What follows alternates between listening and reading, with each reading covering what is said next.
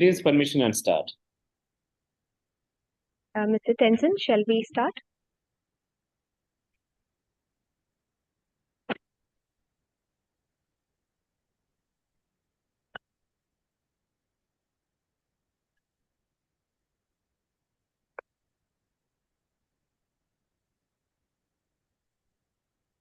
Hello, Mr. Tenzin, shall we begin?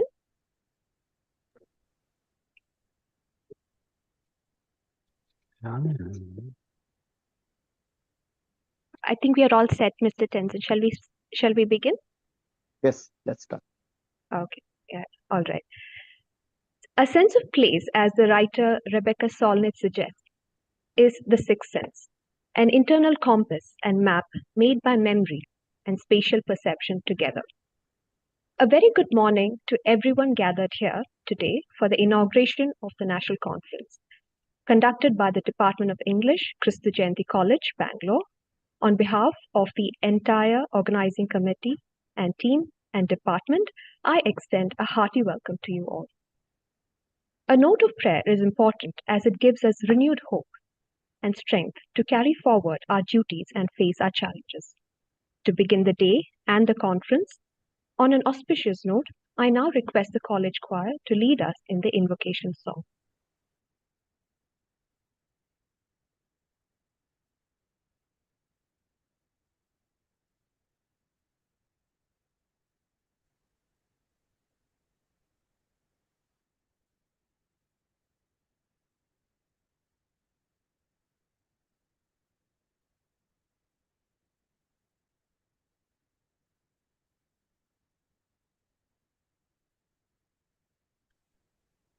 I request the college choir to lead.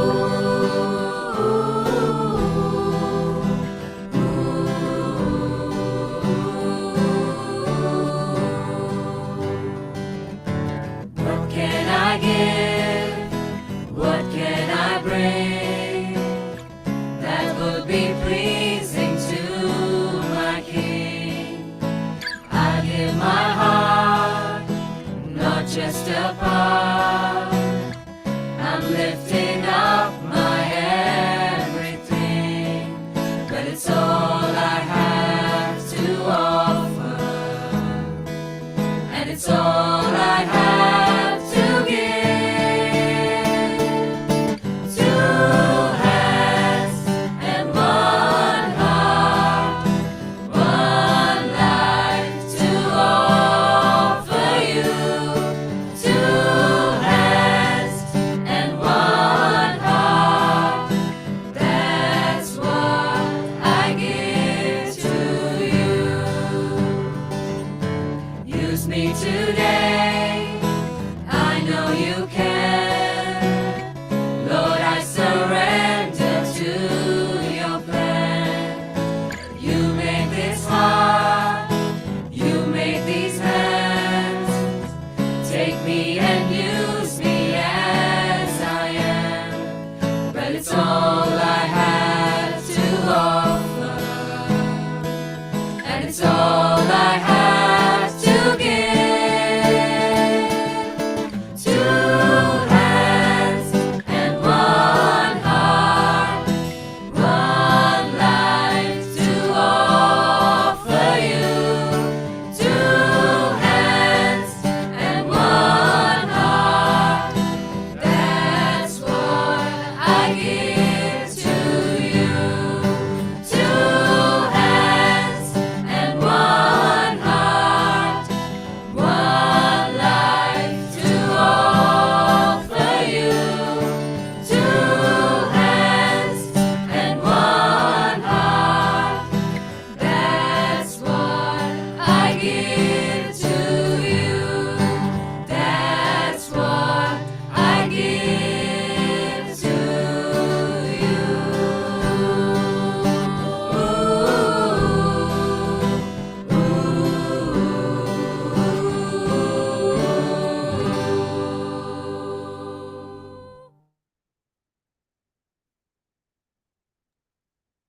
On that note, let's move on to the welcome address.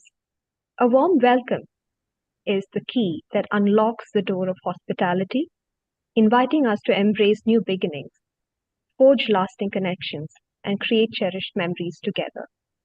I request Professor Jerin Jose, UG Program Coordinator, Department of English, Kristu Jayanti College, to deliver the welcome address. A very pleasant morning to all of you. The Department of English, Kristu Jayanti College, has been a space for interdisciplinary knowledge exchange. The courses is to provide holistic education by equipping students with tools to interpret and understand the socio-cultural context. As in our tradition, we organize national conference every year. And this year, our conference themed Cityscapes, Interstices of Space and Memory, Retelling Metropolitan Chronotopes is an inevitable discussion. This conference brings together memories around a time-place continuum in metropolitan cities. People create memories that change over between places and spaces, that crosses the boundaries of social movements, political processes, and identities. Space and time construct a narrative framework that tells the lived experiences of human beings. The conference also debates on identity construction in the global times. It's my privilege to welcome one and all to this academic deliberation. First of all, we are honored to have Mr. Tenzin Sundu, Tibetan poet. He is a writer and activist who firmly believes in free will and critiques notions around home. He is an award-winning author of 4 books. We strongly believe that your insights will add tremendous value to the discussions that will take place during the conference. On behalf of the entire Kristu Jayanti family, I extend a warm welcome to you, sir. I am indeed honored to welcome our principal, Reverend Dr. Augustine George. Through his visionary thinking and courage to translate dreams into reality, Father has been dynamically directing our college to greater heights each and every day. On behalf of the Department of English, I extend a hearty welcome to you, Father. I extend a warm welcome to Father Joshi Matthew, Director, HR Office, and Head, Department of English. Father's motivating spirit and immense support has always contributed in large measures for the enhancement of the growth of our department. We welcome you, Father. I would like to welcome Dr. Gopakumar Ravi, Dean, Faculty of Humanities, who is a pillar of support for all the activities organized by the department. On behalf of everyone, I extend a hearty welcome to you, sir. We are honored to have the members of Advisory Committee, resource persons who are going to take us through the sessions, delegates and participants from various institutions across the nation, without whom this event would not have been a reality. We welcome you all. I'm delighted to welcome all the deans, heads of the departments, coordinators, and faculty members from various departments who are here to support us. Hearty welcome, dear teachers. I would like to welcome the conveners of the conference, Dr. Sneha Suresh, Dr. Sridevi Sandosh, Ms. Preeti S., and Dr. Prema Ponmani, who have worked hard in organizing this conference. I welcome you, dear teachers. I welcome our energetic faculty members who work behind the scenes for shaping the conference, and all the students who are striving towards progress, success, and perfection in all walks of life. Welcome, dear teachers and students. Once again, welcoming you all to this conference and wishing each and everyone a wonderful and fruitful day ahead. Thank you.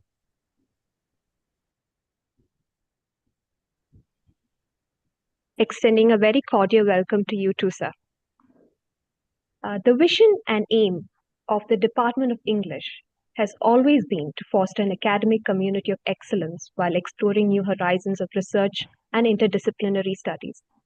Genesis of the National Conference is another step in this endeavor, and to provide us with a prelude to the National Conference, I now invite Father Joshi Matthew, Head, Department of English, Kristu Jayanti College.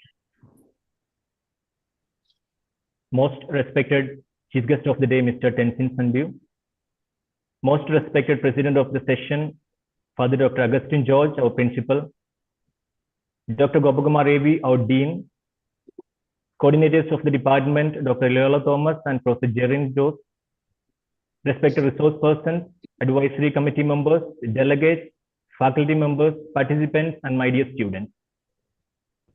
It's my pleasant privilege to introduce the entire audience to the prelude of the two-day national conference organized by the Department of English titled Cityscapes, Interstices of Space and Memory, Retelling Metropolitan Chronotopes. The entire concept of the conference centered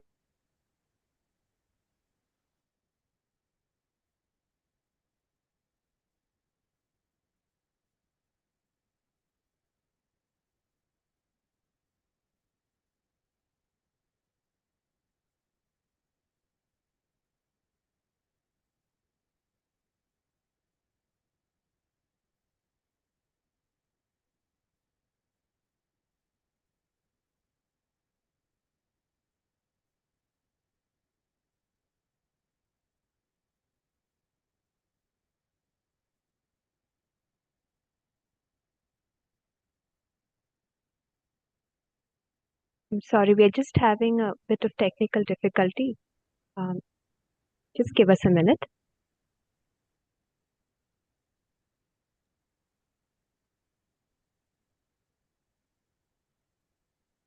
And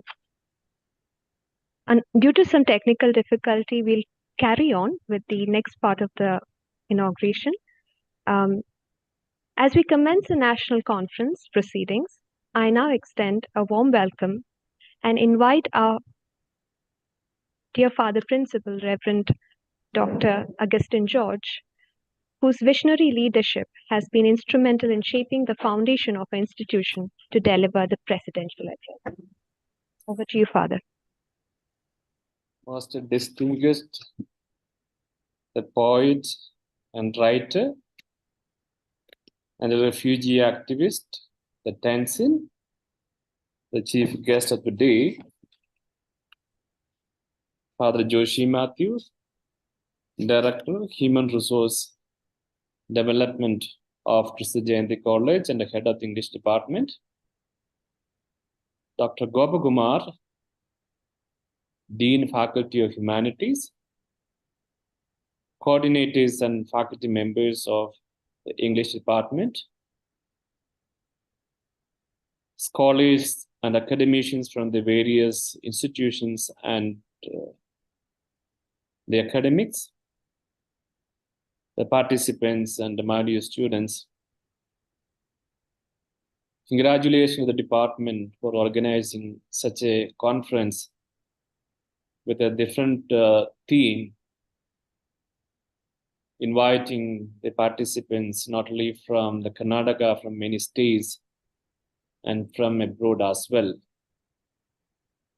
I wish all the best to the department, and I'm very happy to see that a huge number of programs are happening there in the department. This is a great honor and occasion for Kristu Jayanti College to listen, or all the participants to listen, to Mr. Tenzin, who proved the pen is mightier than sword, and they can really bring changes in the society and the mind landscape of the people. They can do a lot to the people as well. I heard a little about him after once I come to know that he is a part of this program. I did a little research and truly amazed to see his work, his achievement, and his activities as well.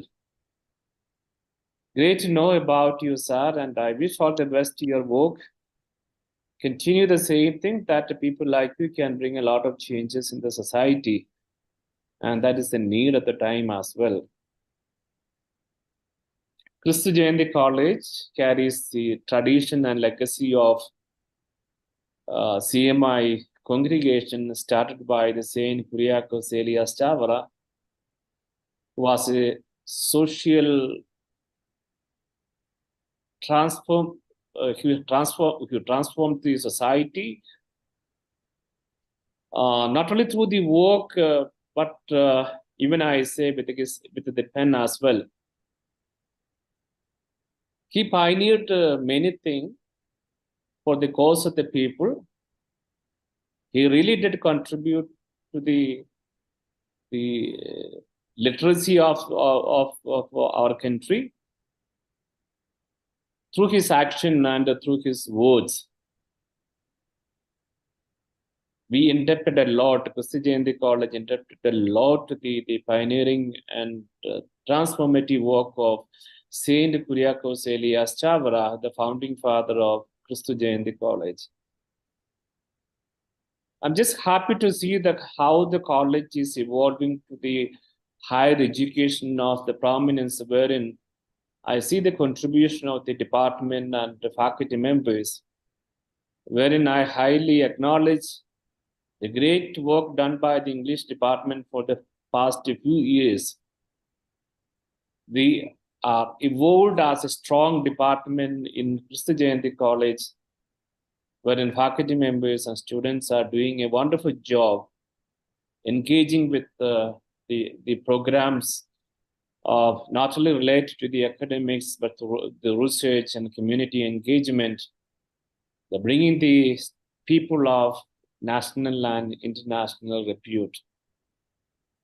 So congratulations to the strong team of the English department for organizing such a program. And I'm happy to see the array of the panelists. They're very prominent people. They are the part of these conferences. And they are going to give a lot of insights and enriching the knowledge to the participants through their panel discussion and through their sessions as well. So it is going to be a feast to the knowledge seekers and those who love to know about this particular theme, retelling city chronotopes, that's centered around the themes of city, memory, the time, and chronotopes.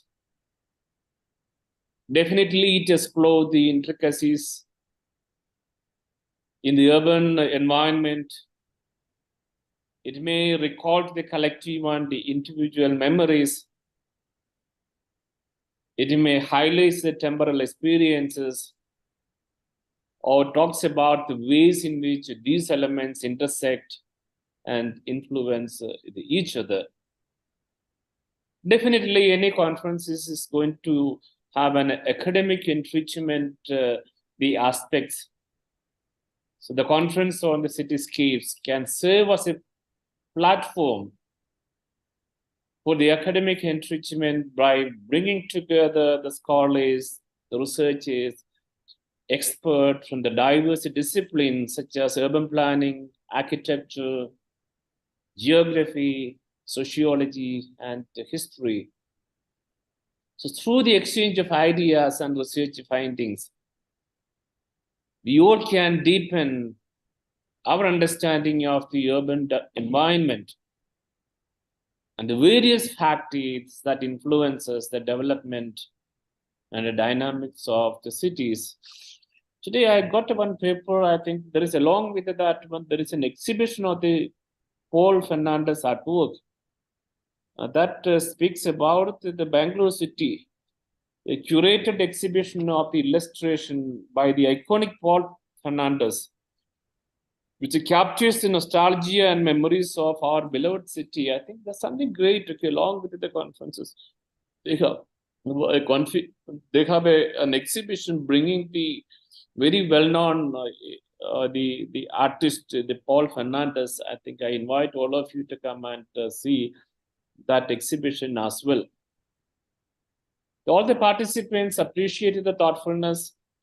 I'm not the person to speak much about the theme, but I wish to listen to the people because they are the right people to talk authentically to all of us, and you know,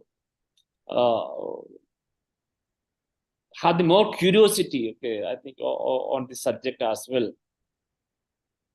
So understand the effort taken by the department, the coordinators, appreciate them for their work. And again, I see the thoughtfulness of the participants to come to this program from the various cities of our country.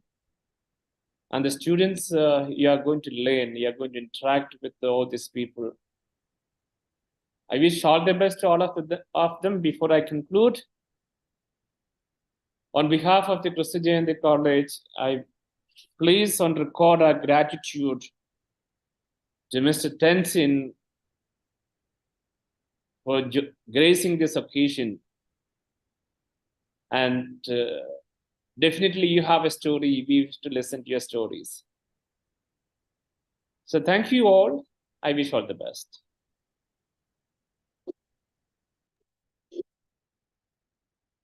Thank you, Father, for always being such a gracious leader, for guiding us on this path, and let this conference be a feast of knowledge, as you rightly pointed out. We now come to an eagerly awaited moment to meet our chief guest of the day, Mr. Tenzin Sundu, a noted poet, writer, and refugee activist. I call upon Ms. Preeti S., Department of English, to introduce our respected chief guest. Good morning, all, and thank you for joining us today. It is my pleasure to welcome the speaker for today, Mr. Tenzin Sundu. Mr. Sundu is a Tibetan writer and an activist who has been an active and vocal voice for the liberation of Tibet. His writings carry with it the generations of grief, struggle, and resilience. He is a student of philosophy and literature from the University of Madras and Bombay, an award-winning writer with 4 books to his credit, which are widely read and have been translated into 15 languages. His writings have also inspired movies, books, and plays, and some of them have also been anthologized, and they are being taught as part of the curriculum in universities in India and also abroad. He has published, his published works include Nowhere to Call Home, Semshuk, Essays on Tibetan Freedom Struggle, and also the poetry collection Crossing the Border. He is a recipient of the honorary award, the Picador Outlook Prize for Nonfiction. He has been invited as a guest speaker across the nation for various literary conferences. To name a few, the Times Literary Festival, Arunachal Literary Festival, and many more. Now, when it comes to poetry, of course, it relegates power and places truth in its forefront. And Mr. Sundu's poetry thus serves as a tool for historicizing and documenting the Tibetan struggle for freedom. As a student who was introduced to Tibetan literature through your poetry, sir, I deem it a great honor to welcome you to our national conference at Kristu Jayanti College. Thank you. Thank you. Thank you, sir. Namaskara. I'm very happy to be part of this seminar today. Just as introduced, my name is Tenzin Sundu. I may look different. My name is even more unique to many of you, but I'm actually from Karnataka. And this should shock you. My parents, even today, live in Chamraj Nagar district. There is a small place called Order-Palaya. From Mysore, you have to go towards the south. Then you come to Kollegal Taluk. And further on your way towards Satyamangalam jungle. Just outside Satyamangalam jungle, where Viripan used to hunt elephants and log sandalwoods. Just outside that jungle is our refugee camp. So I'm a Tibetan refugee living in Order-Palaya, and my childhood memories are from Karnataka. My mother speaks fluent Kannada, but because of my education, I had come to Himachal I had gone to Madras for my bachelor's degree, for my BA. So I speak Tamil. So between me and my mother, we tease each other jokingly. I speak in Tamil and she speaks Kannada to me. And when we were growing up, we learned this Kannada song, Anne, Anne, Tuppa, Anne, Namudu, Nallodu, Anne, Anne. So you see, I have a lot of memories from Karnataka, and I'm already writing part of my story from Karnataka. We remember of because we have jola corn, maize field. So our struggle was constantly with elephants and wild boars, and we also learned from Kannadigas how plucking wild vegetables. When Tibetans lost the independence of their country and came to Karnataka for the first time, it was Karnataka's Chief Minister Nija Lingappa who gave refuge to almost about 30,000 Tibetans. So not very far from Bangalore, there is a place called Bailukuppe, which is a very famous Tibetan refugee place where many of the people from Bangalore, Coorg, Mysore go there to visit. There you get to see Tibetan Buddhist monasteries and Tibetan shops, and you also get to eat momo and momos, tupa, right? So our camp is also like that, but it is towards the south of Karnataka. So we learned from Kannadigas how to pluck onne soppu, kade soppu from jungle, and also learned how to cook vegetables from the Kannadigas. Tibetans traditionally are nomads. They lived high up in the Himalayas. In Tibet, it's such a cold and high altitude, and then coming down to Karnataka with no knowledge of local topography, vegetation, fruits, everything was so new to us. So we used to look at palash, the wild flower, as parrot's beak, because it has that parrot beak. Then gulmohar as the red flower, because we didn't know name for gulmohar.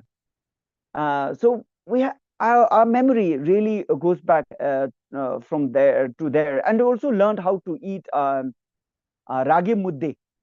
So ragi mudde now we value, and internationally people are now saying ragi millet is a precious cereal around the world.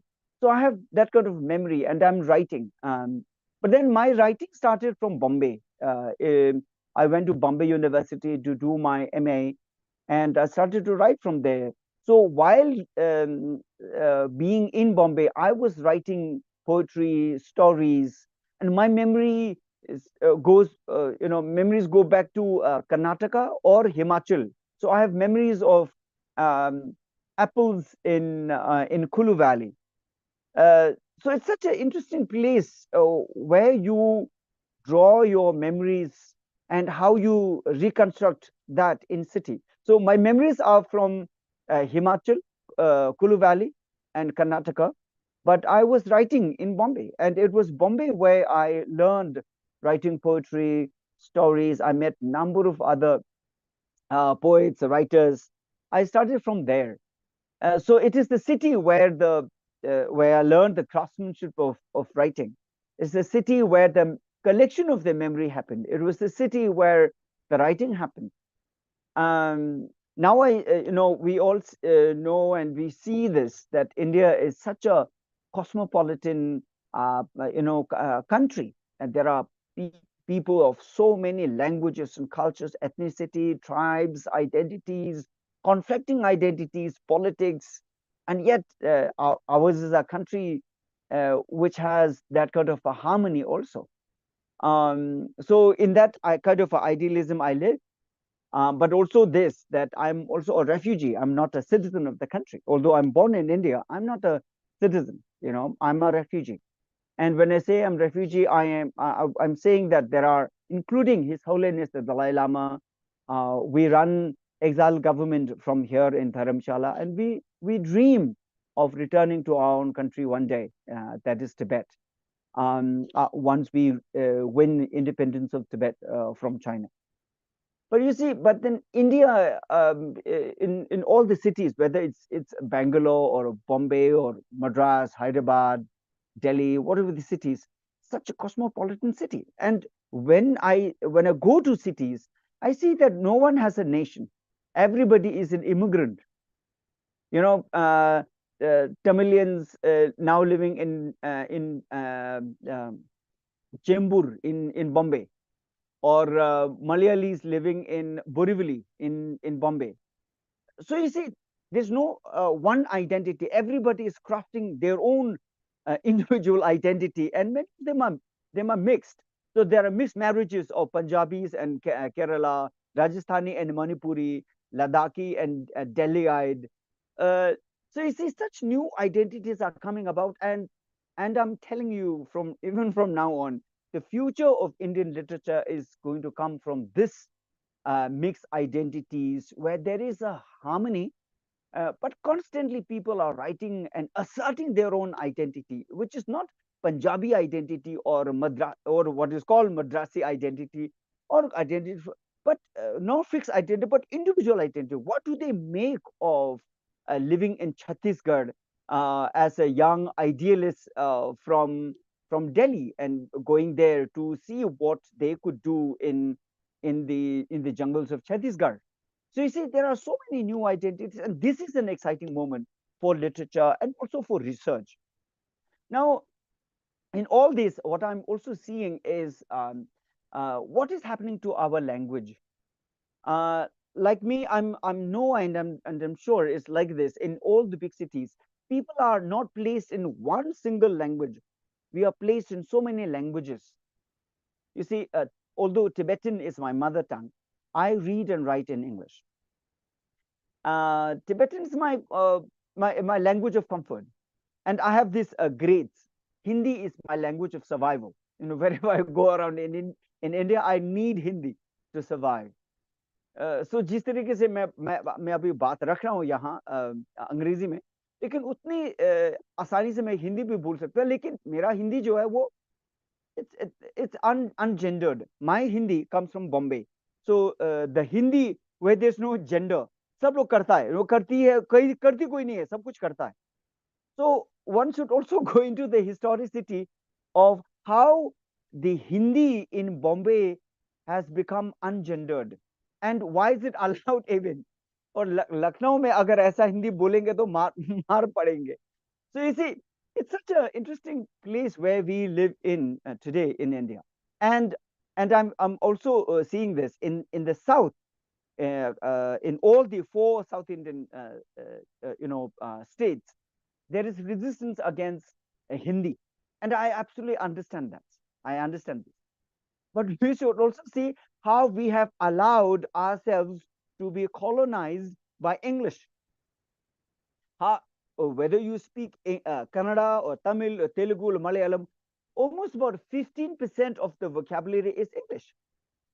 You see, in Karnataka, if you notice when you take the bus rides from Majestic, whether you go to Mysore or Coimbatore or wherever, the bus drivers would say, "Alright, alright, alright, alright, alright." They keep on saying "alright." "Alright" actually means all right in English. This is what they have learned, and for them, this is Kannada. This is Kannada. And as the bus leaves, the conductors would keep on saying "Rai, rai, rai, rai, rai, rai." They are actually saying right, right, right, right. This bus, the course of the bus on the right angle or right side. So this is how deeply ingrained English has come into South Indian languages. And I don't have to tell you, give examples. In all the South Indian languages, English has come so deeply impermeated into the South Indian languages, and that has also become identity of our languages. Then I'm also seeing the influence of that because I travel all across the Himalayas, from Ladakh to Arunachal, all across the Himalayas, and I'm seeing again the seeping into Himalayan languages of Hindi. In Ladakh, for example, when people speak, everything that is okay in place of the word okay is theek. Hum theek hai, theek, that word. So on the phone they would say tigra. So tigra, which actually means theek hai, has become a core vocabulary of Ladakhi language, and many of them don't even recognize the insemination of these vocabulary. For example, they would just commonly say chang pata met. Chang pata met. It actually means I don't know anything. I don't know. But there, pata is actually Hindi. So it has come from Hindi, and many people don't even realize this, how deeply ingrained these vocabulary are. So this is the new India we are getting to see, and so much of the literature that had been written in the past are so clinically separated. But now we are getting to see a new India that is rising, where people don't actually realize the historicity of those, and since what time have these changes come about. And then of course the influence of cinema and food, and now you see in all corners of Indian towns and cities. Earlier it used to be the flooding of chow mein, the noodles. But if you actually see when you have chicken Manchurian, gobi Manchurian, you are actually seeing the most complicated of all foods. When you say Manchurian, it's actually from a country called Manchuria, which was a big naval empire and who ruled over China for 250 years. Manchuria ruled over China for 250 years. Only in 1911, with the Chinese Revolution, China became free and independent. And in 1912, the Republic of China was established. Until that time, China itself was under Manchu rule. So that Manchurian identity has now come to India in the form of Gopi Manchurian, and no one in India knows that it has such a complicated history of the country who ruled over China.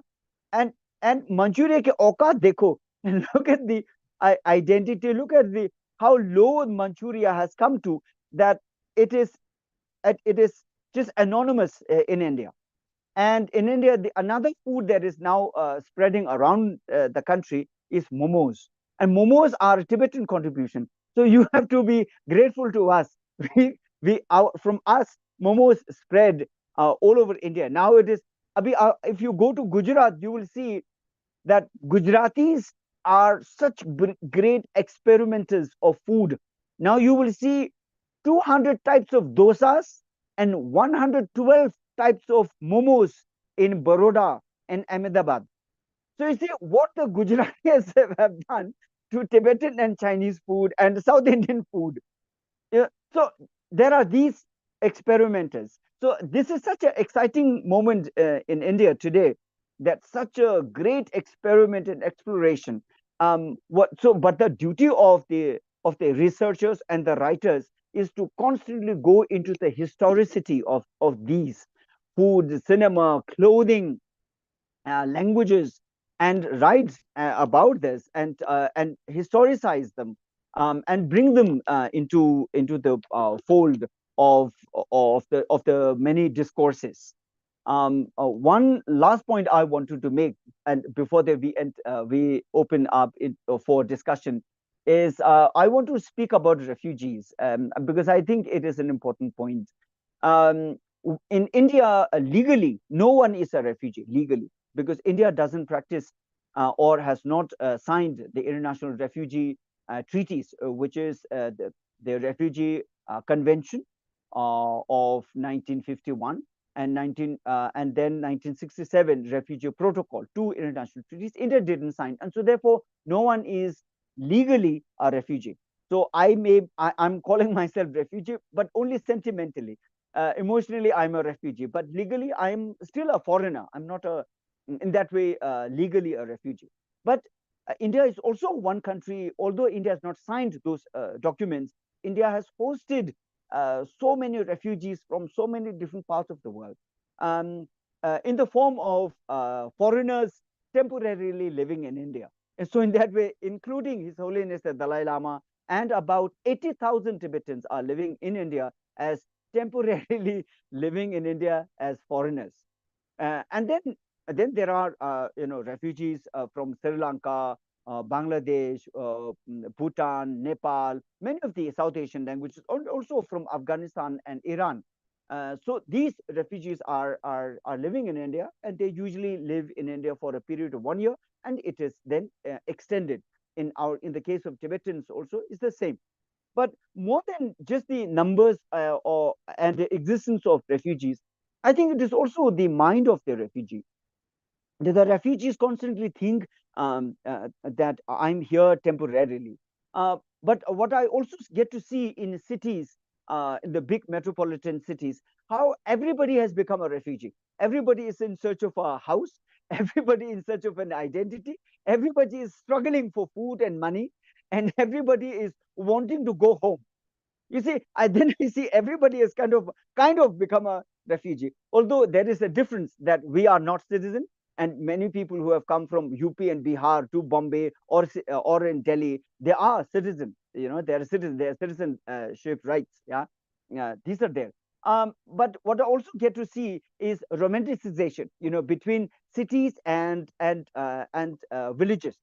Um, uh, People in big cities, metropolitan cities, they constantly romanticize high mountains, especially Himachal and Ladakh, Arunachal Pradesh, Tawang. They romanticize. They think there must be a lot of peace and harmony up in the mountains, because they see the city is claustrophobic. There are a lot of people, millions of people living together. There is constant siren of the traffic and ambulance, all that noise, and not only the noise outside, but the noise within, the tension, the pressure of education, production, performance. Yeah.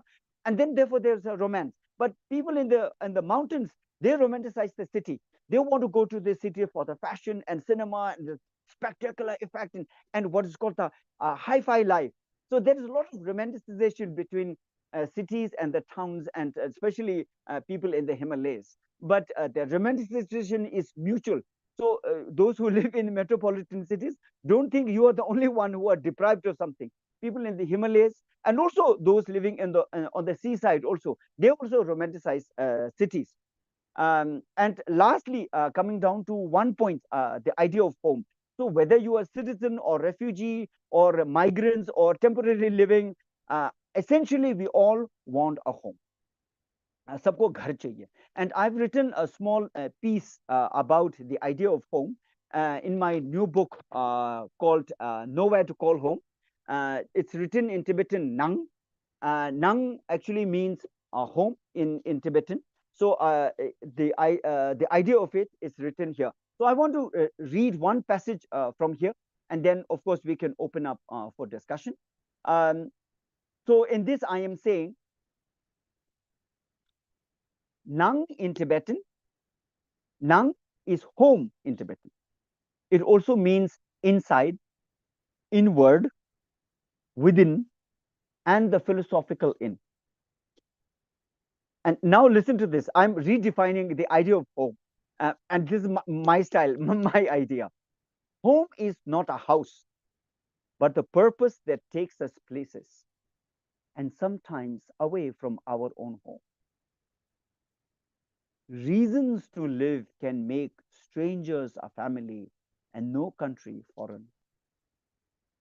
When we come out of our comfort zone, we learn to make ourselves feel at home anywhere.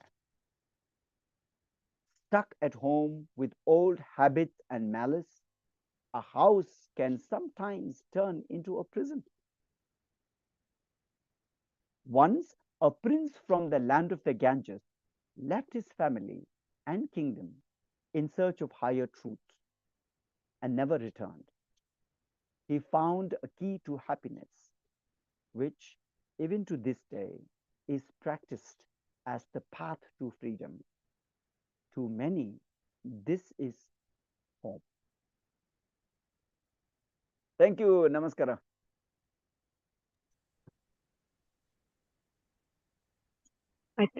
Thank you so much, Mr. Tenzin. I can see how everyone was listening to you. Every word you had to utter, you had all our ears. Thank you so much. I'm hoping we can open up the Q&A session now. And we already have a question here for you. This is from Aishwarya. She's a PhD scholar at Ethiraj College, Chennai. She is asking, return migration appears to be a promising area. I would like to know your opinion on how return migration differs, particularly for refugees. I think a couple of years ago, when His Holiness the Dalai Lama made a statement, it became a kind of controversial. His Holiness said that refugees seek shelter temporarily in another country so that the refugee could go home one day. And that remains a dream of every refugee, to go back to their own country.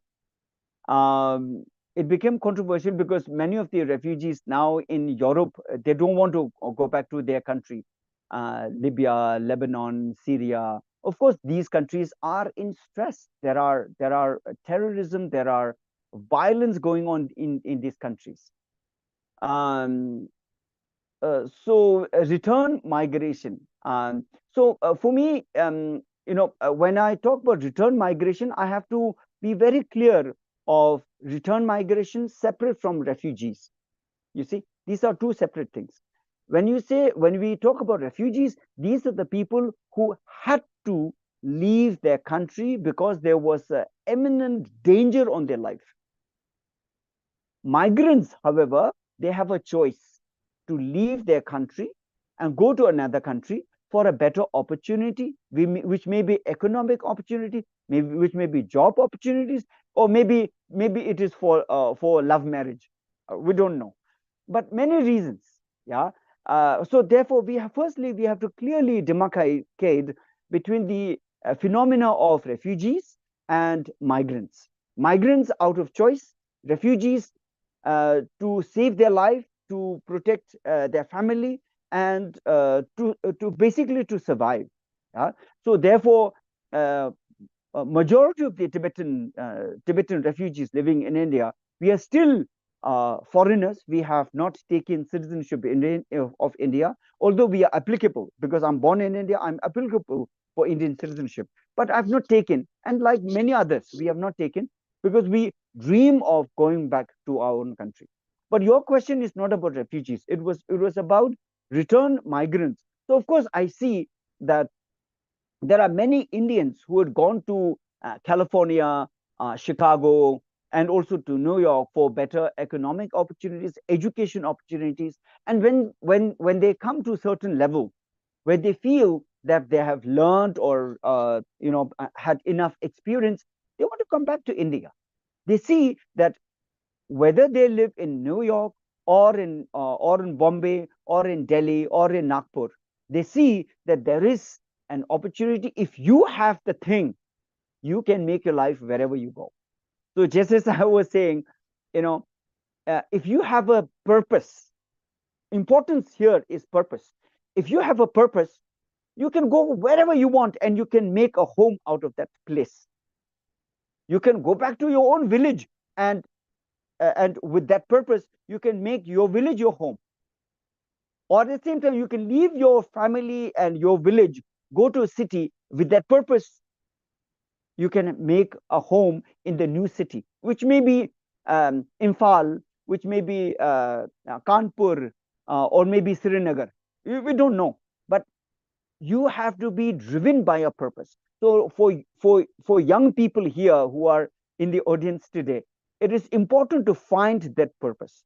That purpose cannot be given to you by your country, by your president, by your parents. You have to find that purpose. Look into your side, in yourself. What is the calling? What is your natural bend? What is your talent? What do you enjoy doing? And turn that joy into an occupation, and that occupation will take you a place, and you can find home there.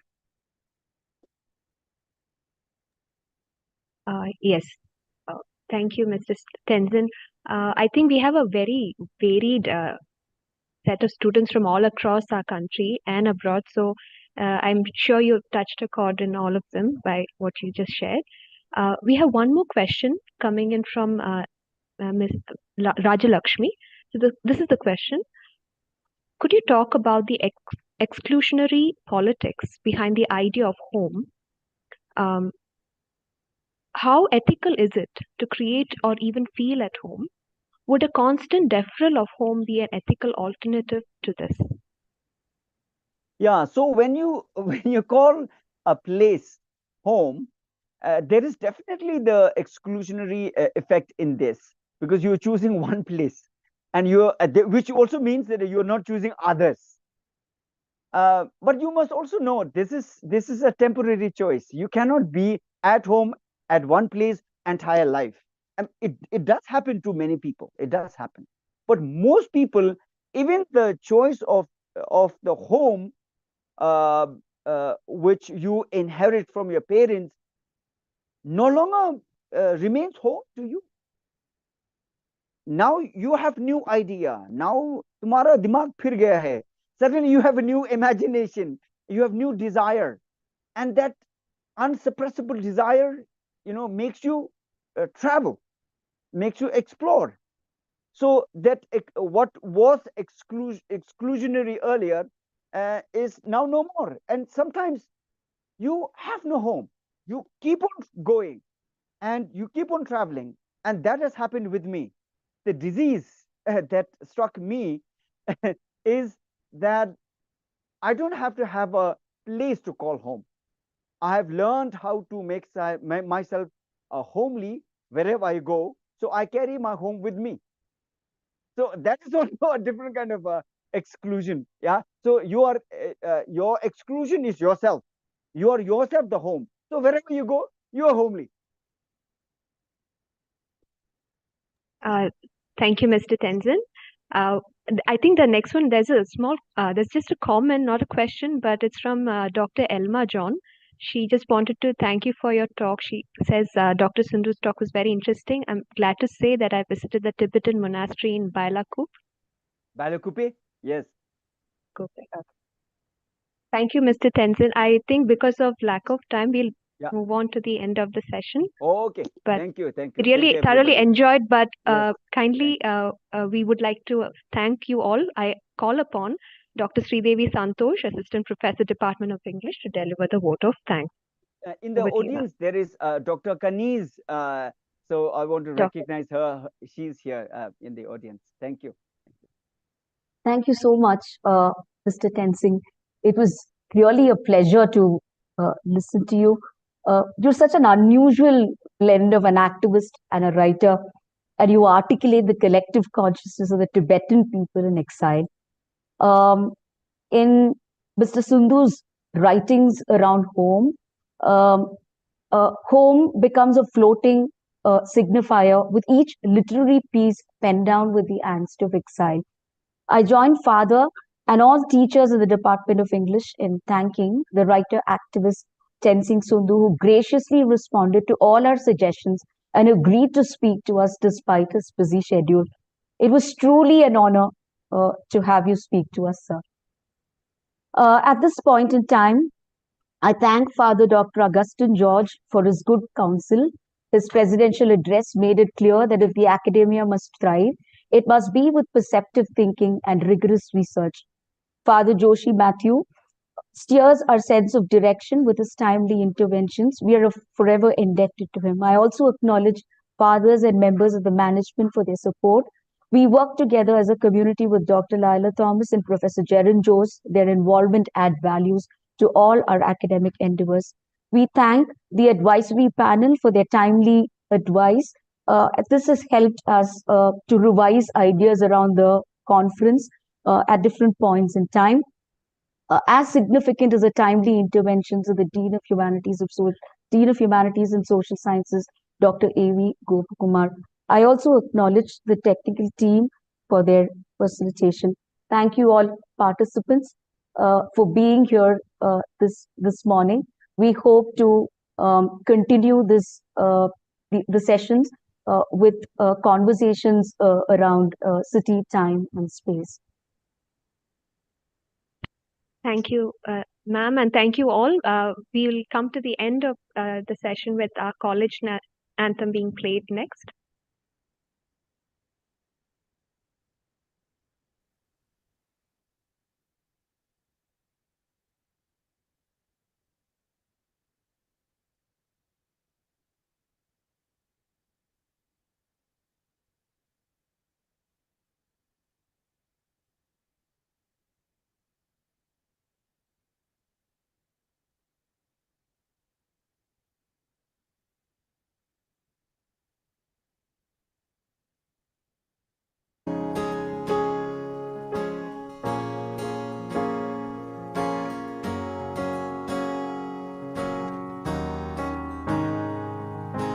Like a golden disc, sun in horizon east, lights up a life divine, fills knowledge in our minds.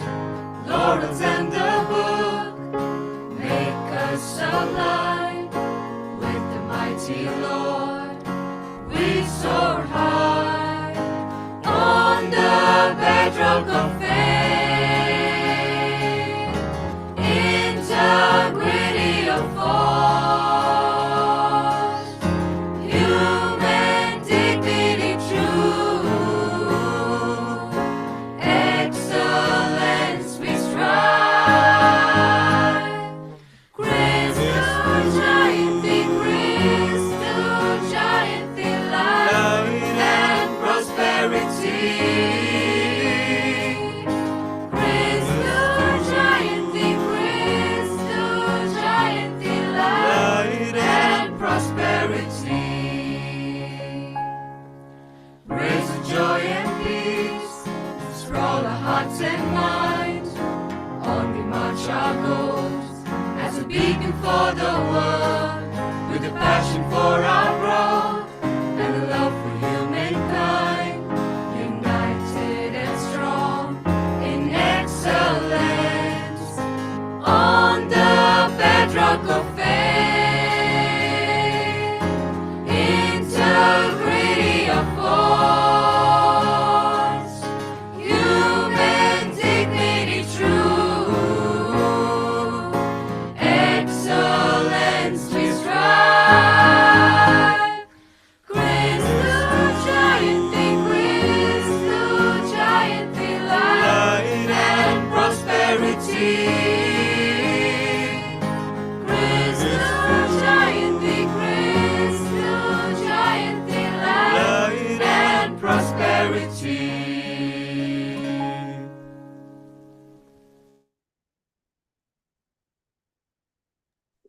With that, we come to the end of the inauguration. I'm sharing the feedback form here in the chat for everybody. Please ensure that you fill in the feedback form as well. So kindly requesting all the participants to do the same. Mr. Tenzin, thank you so much from all of us here for being here, and you've truly made a difference by speaking to our students and all those who have participated in the conference today, for setting the note of the conference. So with that, we move on to the next part of the conference, which will be the panel discussion, which will begin at 10:45 a.m. on the same ID. So until then, this is Dr. Sneha Suresh signing off. Thank you all.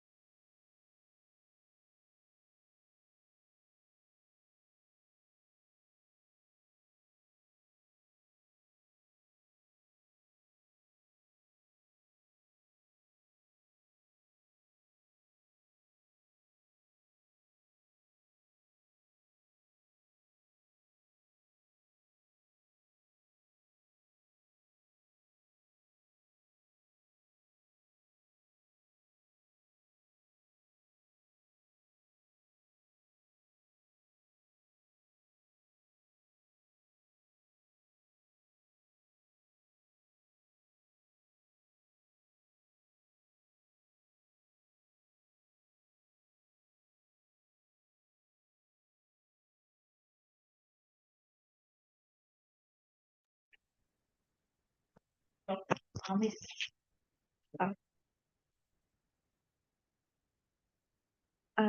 Dr. Amir, Dr. Abhishek, Dr. Padma. Are we all here? Hi, Sneha. Good morning. Hi, ma'am. Hi, ma'am. Good morning. So wonderful to have you here today. Same here, Sneha. Thank you.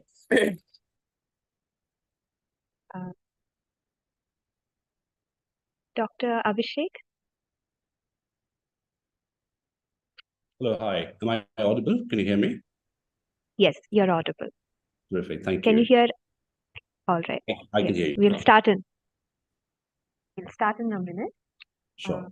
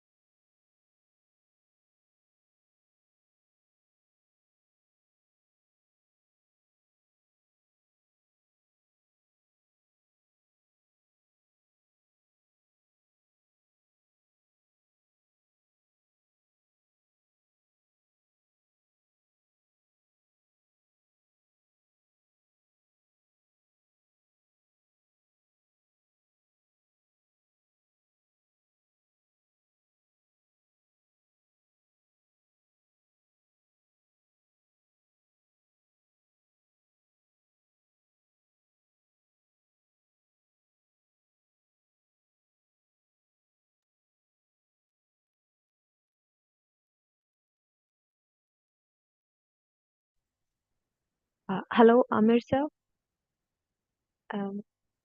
Yes, I'm here. Yeah. Can you hear us? Yes, I can hear you. I'm sorry Okay. I took some time to join. I am out of country and I just lost track of time. But I'm glad that I am here. Thank you for No inviting. issue. Yeah. No issue, sir. We are just about to start. We'll begin. We'll begin now. Okay. Everyone, it's with great pleasure and joy I now start the panel discussion, our next session of the National Conference. And we hope to have a very engaging discussion on our conference topic, which is Cityscapes, Interstices of Space and Memory, Retelling Metropolitan Chronotopes, from all our resource persons gathered here today.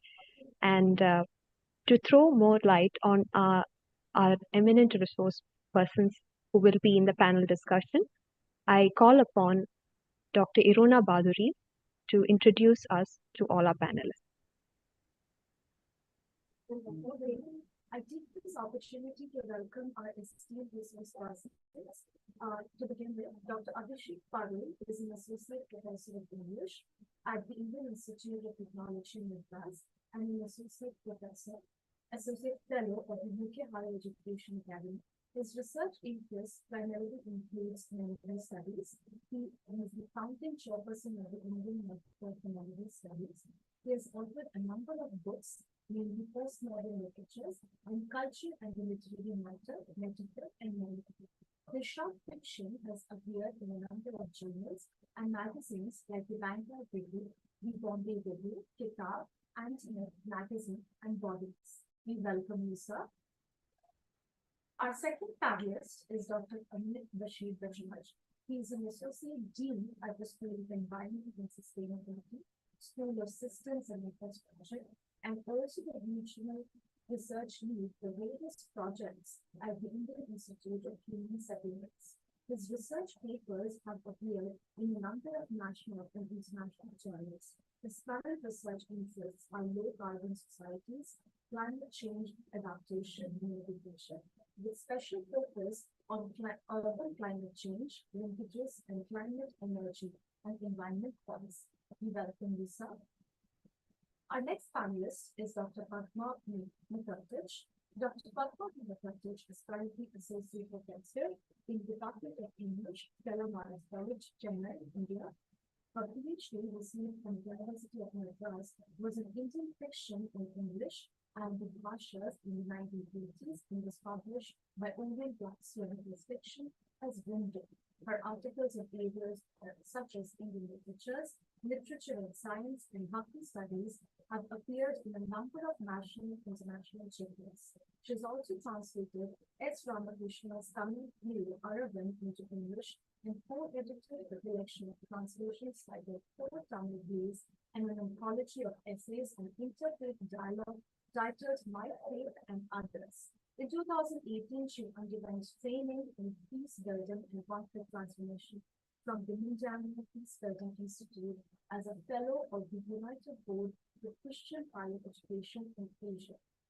She has subsequently been trained in peace education and is currently heading a project in this area in Stellenbosch College. Her teaching and research interests include Indian literatures, critical theory, Bhakti studies, film studies, and science and literature. We welcome you, ma'am. It's my privilege to wholeheartedly welcome all the panelists, dignitaries, and researchers. I now request Dr. Abhishek Pare to enlighten us with his speech. Thank you very much. Am I audible and visible to everyone? Yes. Can you all hear me? Okay. Thank you very much. I'm very grateful to the organizers for inviting me as a speaker in such a well-conceived conference. So I'll just speak for around maybe 10, 12 minutes, and then perhaps other speakers can come in later, and hopefully we'll have some time for Q&A. So I'm particularly thrilled at the concept note of this particular conference, which is looking at memory and city, not through static ontological functions, but through interstices, the liminal zones, as it were. And liminality is a very important concept in memory studies, as well as in any city studies, urban studies, etc. So I think it's a really interesting point of convergence between space study, urban geography, and memory studies, because what happens in the liminal zones, what happens in the in-between zones is what decides and determines the character, shape, identity of a city. And of course, identity is a very important concept in terms of looking at a character of a city, as well as a function of memory. Identity is generated by memory, regenerated by memory, as well as degenerated by memory. But I'll start off by looking at two of the paradoxes in memory studies, two theoretical paradoxes in memory studies, which I think also has interesting overlap with the way we look at city and city studies. The first paradox is the following, that in memory studies, we look at remembering and forgetting as connected categories rather than as ontological opposites. In other words, remembering and forgetting are an interplay with each other. They are an entanglement rather than as oppositional categories. So every time any function of memory happens, every time any act of remembering happens, there is also simultaneously an act of forgetting. In other words, forgetting is an essential component in the act of remembering. So we mustn't look at forgetting as the ontological opposite of remembering, but rather as a cognitive component of remembering. In other words, if you have to remember something, you must be able to forget. So that's the paradox number one. The second paradox in memory studies is memory is not just a retrospective activity. It's not just reconstructing the past. Memory is also an aspirational activity. It's also a futuristic activity. So you use a toolkit from the past in order to aspire or imagine a future. So there is this imaginative quality about memory as well. So it's not just a passive recall, not just a passive reconstruction, but also an active imagination, an active anticipation. So there is an anticipatory quality about memory as well. Now, if you take these two paradoxes into play and connect it with the role and character and identity of a city, you'll find that almost every city across the world is an interplay of remembering and forgetting. The characters of a city change, the names of roads change, the street names change, the buildings are renamed. So the whole idea of renaming a city, the whole idea of renaming lanes and by-lanes and streets and cafeterias and government buildings, renaming is a political project, right? And renaming also occupies the liminal zone between remembering and forgetting. And I can just give an example of, almost all the big metropolitan cities in India will have numerous examples of that. But, if you think of a city like Chennai or a city like Kolkata or even Bangalore for the matter, you'll always find there is this interplay of remembering and forgetting, this interplay of commemoration and erasure. And I use the word erasure very, very politically over here. Erasure is also a form. Erasure is also a component of commemoration. So when you're commemorating something in a city, whether it's renaming a building or inaugurating a museum, you're also simultaneously enacting an erasure. You're also forgetting something, right? However, just like total remembering or complete remembering is an impossibility because you have to forget in order to remember, complete oblivion is also an impossibility, right? So you cannot forget something entirely. So it's an interesting thing to see, and I can speak about Kolkata, a city where I grew up, but I'm sure it's the same for Bangalore, Chennai, etc. How forgotten names continue to be in circulation, in colloquial vocabulary. How forgotten names continue to be in part of the colloquial discourse, the colloquial conversation, the sort of the vocabulary, the economy of the city, right? They still retain the forgotten bits.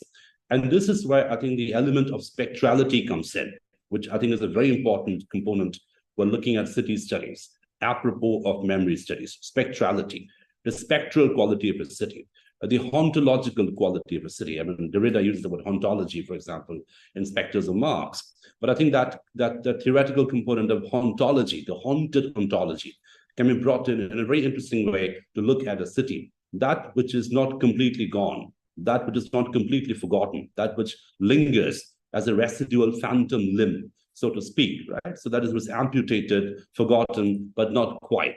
So it's a little bit like, Derrida uses the figure or the metaphor of Hamlet's father, for example, right? The dead king who's not quite dead, who's not quite forgotten, who's still lingering on the boundaries of Denmark, trying to make changes on the margins, right? So a city, too, is full of hauntological characters. Any city across the world, especially Indian cities, post-colonial cities, so to speak, will have a lot of hauntological elements, whether it's a forgotten architecture, whether it's a forgotten building, or a renamed building, or a reconstructed building, that will always have this interplay of futuristic imagination as well as a spectral imagination. So there's this bi-directional quality at play, looking back at the past, at the same time aspiring and anticipating a future ahead.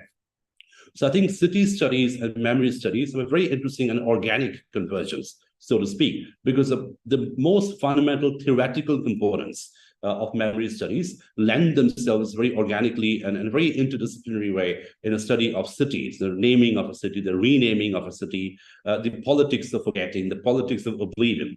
Now, there's one anthropologist that I find very useful in making this connection between city studies and memory studies, an anthropologist who also draws heavily on memory studies. And that person is Mark Ogg, M-A-R-C-A-U-G-E, Mark Ogg. Now, Mark Ogg has this very interesting essay called Oblivion, and also a very interesting essay called Spaces, on Spaces, where he particularly looks at cities as markers of liminality. And he defines those no-space zones in a city as those zones which are very important, which are there as a corporeal present, but are those zones which are liminal in quality. What are the liminal zones in a city? Railway stations, airports, elevators, escalators. So those are spaces where these connect between destinations, so to speak. But a city is full of those spaces. The city is full of those synaptic places. Again, I'm drawing on neuroscience over here. Synapses being that liminal zone between neurons, as it were, right? But it's interesting, just like we know through neuroscience, now I'm bringing in neuroscience and city studies very organically over here. We know in neuroscience today, especially in the works of someone like Joseph Ledoux, that a large part of what we call cognition actually happens in synapses. not actually in neurons, but the spaces between neurons, the liminal space between neurons. And again, if you bring in someone like Mark Ogg, so here we are converging anthropology and neuroscience, and thanks to this conference, we can make this convergence work.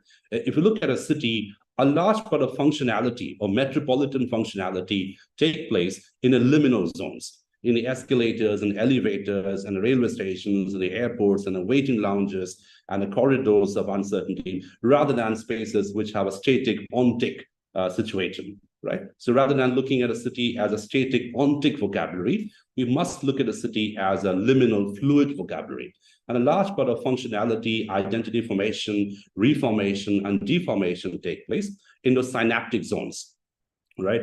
The zones between remembering and forgetting, the zones between becoming and unbecoming. So I think liminality and spectrality are a very important part of any understanding of a city, apropos of memory. And it takes us back to the fundamental tenets of memory studies, which forces us to reconsider remembering and forgetting as connected categories, which forces us to consider imagination, nostalgia, and anticipation as connected categories as well. Because a large part of city studies also relies on anticipation. And you realize, I mean, I'll just wind up with this, you realize every city will have its unique vocabulary of nostalgia, right? And the unique vocabulary of nostalgia is not just retrospective in quality. It's not just going back in the past and digging it up again and again. That vocabulary of nostalgia also becomes a linguistic and epistemic instrument through which you can imagine a future, anticipate a future. So that nostalgia also becomes a part of the aspirational vocabulary, rather than just being a retrospective vocabulary. So nostalgia, and here I'm drawing on someone like Svetlana and Boyan, who talks about two kinds of nostalgia, restorative nostalgia and reflective nostalgia. So any city vocabulary which relies on nostalgia will also reveal, through a careful study, how the nostalgia of a city is not just going back in the past and digging up elements of the past, but also selectively and metonymically using the past in order to create a toolkit to imagine a future, anticipate a future. And that imagination and anticipation of a future is political, it's epistemic, as well as cultural in quality. So with this, I end my opening piece, and I congratulate the organizers again for conceiving what is a really thrilling concept. Thank you very much.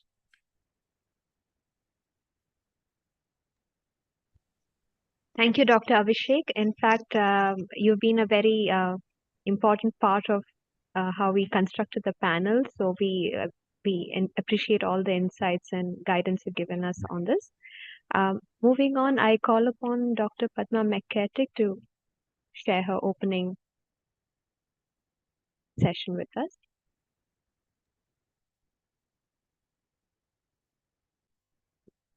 Good morning. Am I audible? Yes, ma'am. Good morning, and it was lovely hearing you again, Abhishek. As usual, it was mind-blowing. So when Dr. Sneha asked me to talk here, I was a little confused about what exactly I should be talking about. But then I thought I would go back to the two mediums I kind of grew up with. I am a city person. I've lived in 4 cities, and my forays into any non-metropolitan areas has only been, I think, for a few hours at the most. Although I remember when I was young, when people asked you, what is your native? None of us ever had a city as an answer. The understanding was, I think, that your native is always a village or a small town. So I would feel very uncomfortable because I didn't have a village or a small town to mention. So I used to think a little, and then I used to tell them Mellattur, which is a small village near Tanjavur in Tamil Nadu. And of course, I didn't tell anybody that it was 3 generations since my grandfather left the place. But I think that started me thinking also about how cities, especially metropolitan cities, have been in a way represented or mapped in the 2 mediums I kind of grew up with. One, of course, is fiction. The other is Hindi cinema. So when I was thinking of Hindi cinema, I immediately thought of Bombay. Although I have not been to Bombay much. I come from a family which was, my father was born and brought up in Pune, so Bombay was like just literally a stone's throw away. But Hindi cinema is something I grew up with, and I think it is something I do understand that there is a problem there. If you say that Hindi cinema is equal to Indian cinema, by no means is that so. But nevertheless, I thought I would go back to how Hindi cinema has, in many ways, portrayed and mapped Bombay. And I think when I was going back to this, I realized there's a little bit of ambiguity over there. Because especially in the years immediately after independence, I think it's become almost blasé now to say that, you know, we started out with a sense of optimism and a belief that we are moving towards a path of industrialization and progress. And therefore, I think one would expect that the metropolis would be the best representative of this kind of optimism. And I think, yes, in a lot of narratives that does happen. But I think, interestingly, there's also an ambiguity there. Because, yes, the metropolis is a very alluring place. It is a place of opportunities. But it's also a site of crime. It's also a site of smuggling. And in cinema, almost all crime films are set in metropolitan spaces. It is also a place where morals are endangered. And I think this is probably an ambiguity that has characterized perhaps India's attitude towards modernity itself for a very long time, and particularly in the early years after independence. So in a way, I was reminded of Partha Chatterjee's discussion of the inside-outside when he was discussing the women's question, the women's issue in the independence movement. So this iconic narrative, I think, that brings out this ambiguity is Shri 420, Raj Kapoor's film that was released in 1955. It's an old film, and I'm not too sure how many of the younger people in the audience would be very familiar with the film. But I think the song that perhaps best represents that Mera Juta Hai Japani, Ye Patloon Inglistani, Sar Pe Lal Topi Rusi, Phir Bhi Dil Hai Hindustani. I'm sure you're familiar with at least the Phir Bhi Dil Hai Hindustani bit because it was reused again in later films. I think this also brings out the inside-outside dichotomy very clearly, because the inside or the soul is Hindustani, is Indian, and Raj keeps singing this over and over again, and that's the mukhda of the song. So it keeps repeating, is the refrain of the song. And Raj sings this when he's actually traveling. He travels from Allahabad to Bombay, and he is wearing very typical early Raj Kapoor film costume. I mean, he's wearing his chaplainist trousers, he's wearing torn shoes, he's got a hat on which he lifts in a very British gentleman kind of way. And so the song kind of keeps repeating that whatever your outside is, it could be a combination of a lot of things, your heart remains unsullied. Now, the film actually has Raj, who is quite, well educated. He says he's BA pass. He's won medals for honesty and integrity and sincerity. He's willing to work hard, and he's come to Bombay in search of a job, which is the main reason I think a lot of people moved to metropolitan centers and continue to do so.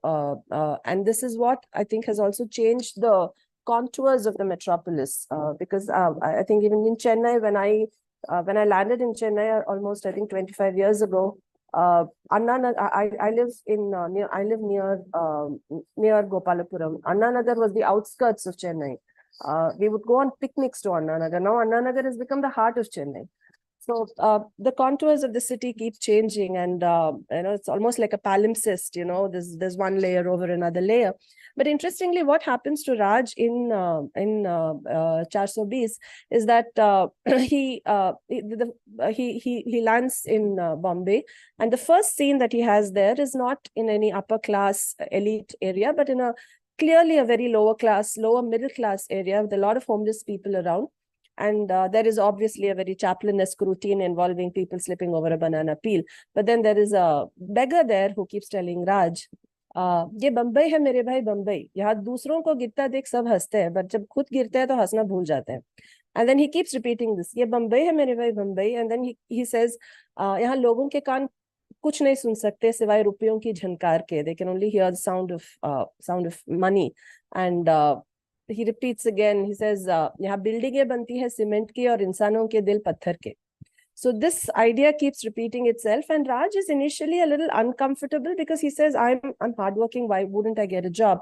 But over a period of time, Raj is drawn into the sleazy underworld of an unscrupulous, very greedy and cheating businessman, and he falls prey to the allure of the metropolis.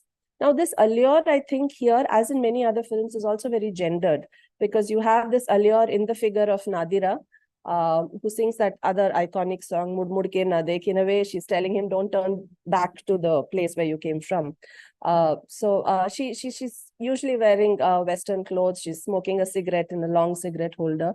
But the point of the film also is that Raju's essential goodness remains somewhere deep in his heart. And that essential goodness is tapped by another city girl, Vidya, who's played by Nargis. And at the end of the film, after everything is sorted out, Raj wants to leave Bombay, but Vidya actually pulls him back. She actually takes his hand, pulls him back, points back to the city and says, come back.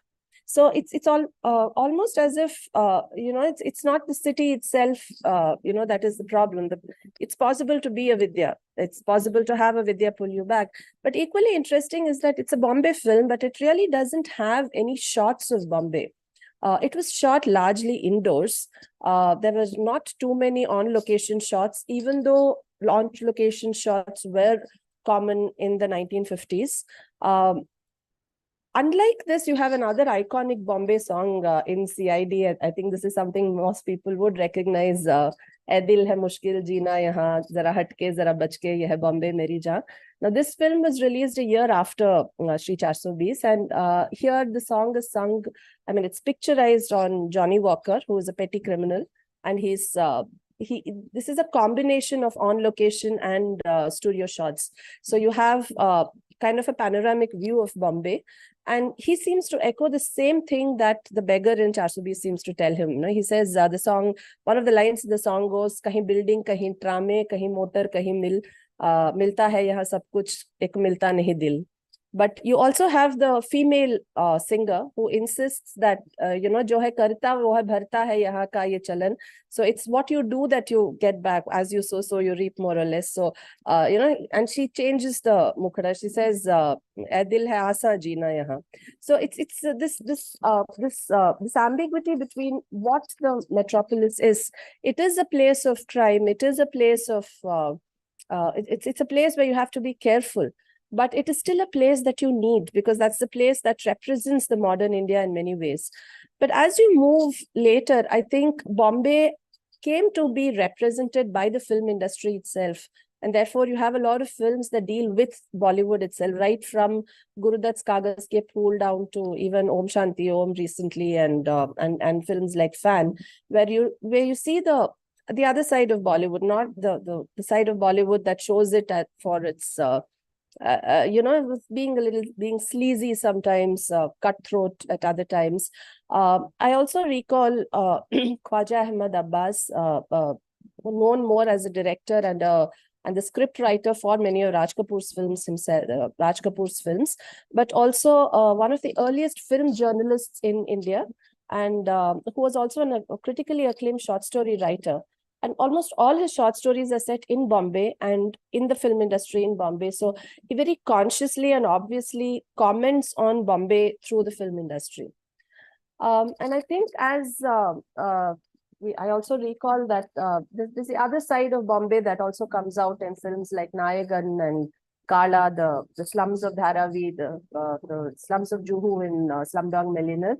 And I think, though in a way there is some kind of a Bollywoodization of Bombay that happens, because I believe even cab drivers in Bombay, when they take tourists around, among the tourist sites are the houses of your film stars. That's not something that would happen in Chennai. No cab driver is really going to take you to Rajnikant's house and show you this is Rajnikant's house, but that happens in Bombay. In other kinds of texts, I think we all recall the Bombay poets, the group of Bombay poets, Arun Kolatkar, Ranjit Hoskote, A.K. Mehrotra, and others. I also recall clearly, I remember how much Midnight's Children also is a Bombay novel. The kind of complicated ancestry that that Salim Sinai has is not possible, I think, in in a non-metropolitan space. Neither is his is his equally complicated present. One of the things that I think this is Bruce King who points out that there has been an attempt to historicize the cities in more recent narratives, and I think that is something that we have come to now. And like Abhishek was saying, there is this complementary movement of forgetting and remembering. So there are this anthology, the anthology form itself, which allows us to put different forms together. So you have anthologies about Kolkata, about Lahore, maybe obviously not in India, but Lucknow and of course Bombay, which bring together different narratives. There are recipes, there are diaries, there are diary entries, there are short stories, there are letters, there are memoirs. So I think across mediums, I think the metropolis has kind of moved from a place which initially perhaps needed to justify its existence because it was, after all, the exterior of India. Maybe the interior remains the smaller towns and villages. But I think as we move on, I think it has become a lot more confident of itself. Some might say perhaps too confident of itself.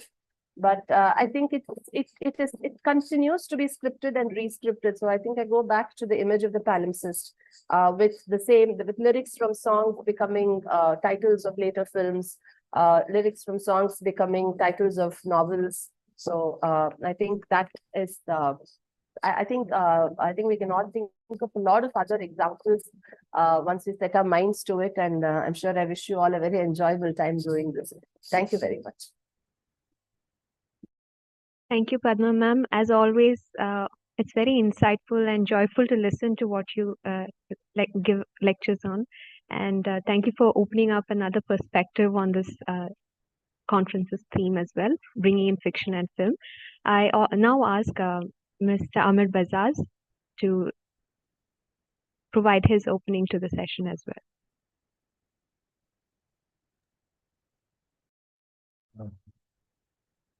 Am I audible? Yes, sir. You are. Yes. So first of all, I think I must acknowledge that it was something out of the blue that an English department asking me to talk about something. But it was also quite fascinating to learn that humanities is like taking control of the challenges that we are facing in our cities. So I think that's a very nice and a promising shift. And one of the things that I have been struggling with for some time now is to basically draw from humanities, both in terms of methods, but also in terms of questions and framing agendas. Just like I really enjoyed listening to Abhishek, the way he kind of articulated memory and cities, etc. And so it was also a learning for me. So I'll be very brief and short, but I'll talk about a few things which I have found important and in my work and the kind of work I engage with. But more importantly, it will be a kind of a request to your students and your college in terms of where the contributions are missing and what as an urbanist or someone who works on cities, both from a technical standpoint as well as from a social science standpoint, would expect from an institution or a department like yours.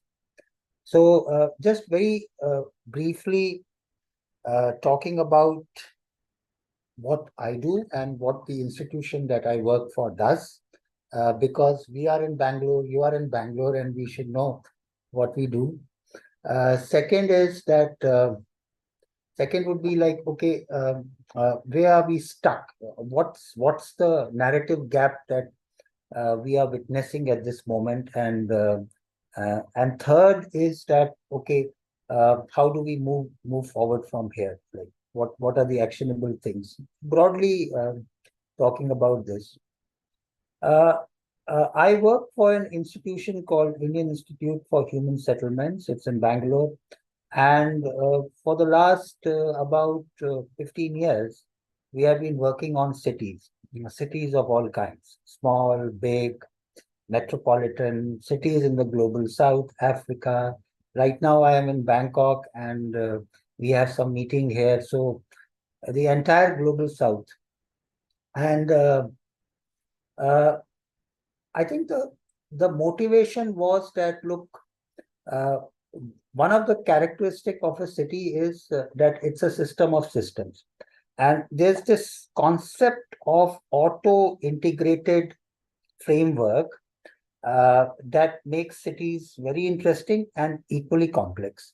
So, for example, we cannot talk about mobility or transport uh, without talking about energy, because that's what is driving it. And so we can't talk about water without talking about energy, because we are pumping water from Kaveri. So that's the nature of cities. So it's a complex space which is essentially a system of systems, which is highly connected and kind of dependent. Multiple systems are dependent on each other. It's a system, a layered system of systems. And because of this, and because of the administrative response, inadequate administrative response, we have arrived at a stage where we see massive fragmentation in cities. And so there's a lot of fragmentation. So fragmentation across systems, fragmentation across accessibility, fragmentation across many kinds of basic services, because our administrative setup is not aligned to the concept of an interdependent system. So, and that becomes the challenge as well as the opportunity that we as an institute are trying to address. And so how do we make our cities livable? How do we make our cities function smoothly, become these epicenters of economic productivity? The promise, as Padma was talking about, like cities become actually delivering on the promise of economic and social progression. We are seeing some evidence here and there, but that evidence is not so widespread. So this is actually what I do or what we do as an institution. But the interesting take here is that I am trained as a climate scientist, so I bring the climate change angle here very clearly. So we look at how the system equilibrium shifts once there is a climate shock or a stress, and this climate shock or a stress.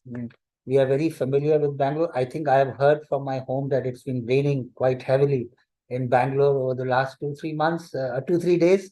So that's the kind of shock or stress for which we are not prepared. And one of the first things that kind of bears the brunt of this impact are people who are living in informal spaces, people who are engaged with informal activity, people who are who don't have adequate housing, etc. So there's these 70-80% of people living in our metropolitan cities, which are actually who are doing the grunt work of like making our cities functional, but they are invisible from the policy landscape. They are not recognized as the primary recipient of services, and that's the narrative that we are trying to shift from the work that my institution does and the work that I do. But I think in terms of actionable points and the things to look forward to, etc. One is that, and that's where I would encourage, and I really liked Abhishek's idea of this. Like he picked up the memory trope, but actually touched upon a very interesting element called imagination. I think we have to be able to imagine vulnerability, and we don't know this multi-layered vulnerability means in the city. Now, COVID taught us an important lesson. In our faces, COVID experience made us realize that, look, we are confusing vulnerability with poverty. So poverty is not equal to vulnerability. So vulnerability means that a simple shock on either food or housing, etc., can pull you so deep into poverty that it will be very difficult to come out of it in one generation. So, and I think this idea of vulnerability, the idea of duality in our cities is we need more imagination around this. We need to understand these micro narratives. We need to understand the multi-order connections of vulnerability that, okay, if you get hit on the employment side, what gets knocked off? And, ideally speaking, we understand that education of children gets knocked off, healthcare gets knocked off, etc. But the micro narratives which exist are too reductionist. They are oversimplifications. We need to have more stories. We need to understand more stories. And when in my work, I do this scenario building work, look at the future. We are struggling with evidence to understand what the future could look like. And I have to sit and read literature to make people understand how can we think about the future. So what is this future, and what is this collective future that we can imagine for ourselves, and what lessons can we draw from history, the things that Abhishek talked about, the things that Padma can talk about, which informs our future, a future that is based on principles. What are those principles? Principles of justice, principles of equality, etc. How do we imagine that? And then it becomes such a horribly technical exercise when I imagine a future, when I do it, and it becomes so boring that it's just allocation of land, buildings, and manufacturing sites.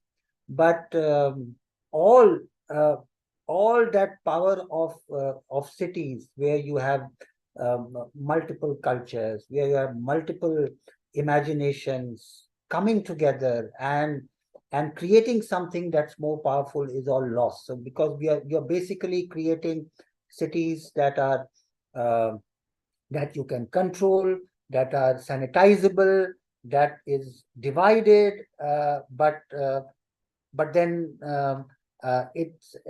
it's unable to deliver on the promise that the cities are meant to exist for. So we need more narratives. We need narratives from humanities. We need these micro stories. We don't know. We are too fixated with macro narratives, but those don't help us. We need micro narratives, and that's where your contribution, your university's contribution, and all the humanities faculty and students will help me, help my work, and people who are like me. So so I'm looking forward to engaging more. This is where I will stop. Thank you very much. Thank you so much, sir. I think you rightly pointed out it's not just the theory, but also the praxis of it that we were interested in, how we bring this into practical effect. And your insight into what your institute does and your understanding of this conference is spot on. Thank you so much for this. I now call upon Dr. Sridevi Santosh, the moderator, to take over the moderation of the session.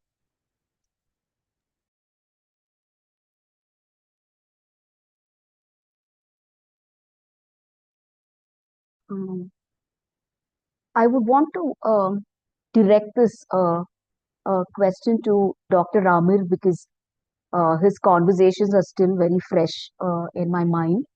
So you were talking about vulnerabilities, and there's this one question that kept coming up in my mind, and I wonder if you can, in some senses, respond to it.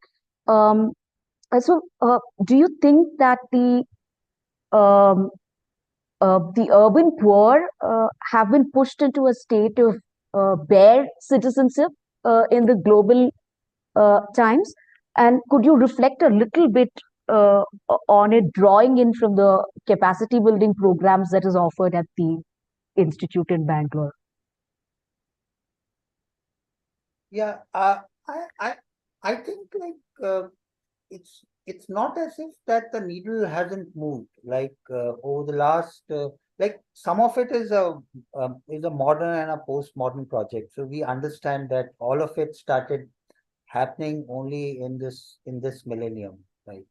And if we go back and look at the reasons for this, is like the reasons or the a primary driver of whatever we are looking at our cities is essentially not like we are going to be focused on innovation, we are going to be creative cities, etc., etc. It's economic development. That's what is driving. So the recognition of the fact that, look, there are if we agglomerate around something, then we are going to be more productive, and that's been the logic. So an urban poor fits into this demand supply narrative as a productive entity. So if you are productive, you are part of the city dream. If you are non-productive, you are basically a cost center. That's the imagination, right, of our cities. So there is a functional imagination.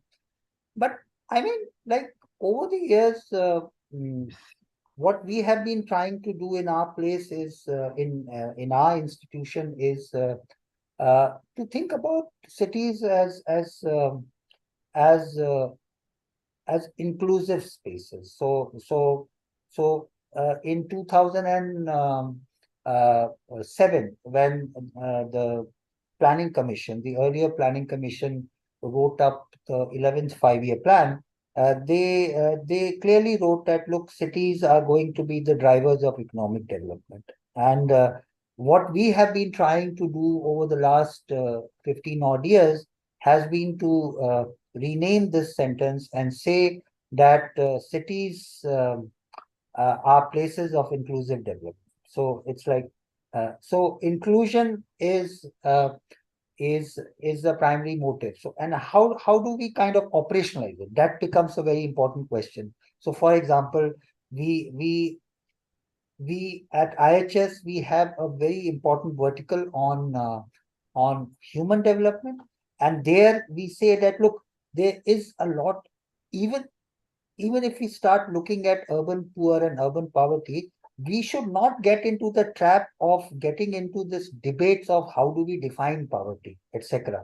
How do we, because it's like a trap. So how do we reframe this? So for us, what becomes important is the group that I would or we would like to engage with, and making that group as your primary axis of political and economic engagement helps us elevate the agenda. For example, for over 5 years, we have been working with domestic workers, and we are trying to look at what is happening with their lives. So this is what we try to do, and unless and until we look at housing, for example, we have been working a lot with housing activists and activists who are working in slums in Bangalore also, to not being very not being very anarchic or create with the intention of creating chaos, but being starting with this question: okay, what is possible?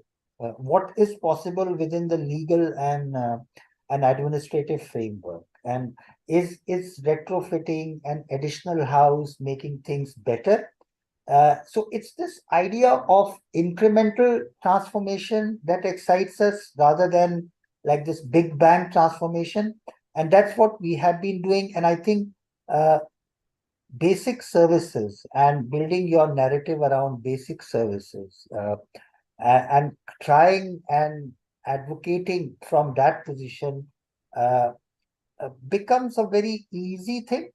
The only challenge that we have been facing there is trying to talk about non-native migrants in that space. So that's been a little challenging, but I think we are, so there's a lot of traction and interest in making them also part of the city, but the idea of assimilation, particularly the social assimilation, is a little, it will take some time, but yeah, I'll stop here. Thank you. Yeah.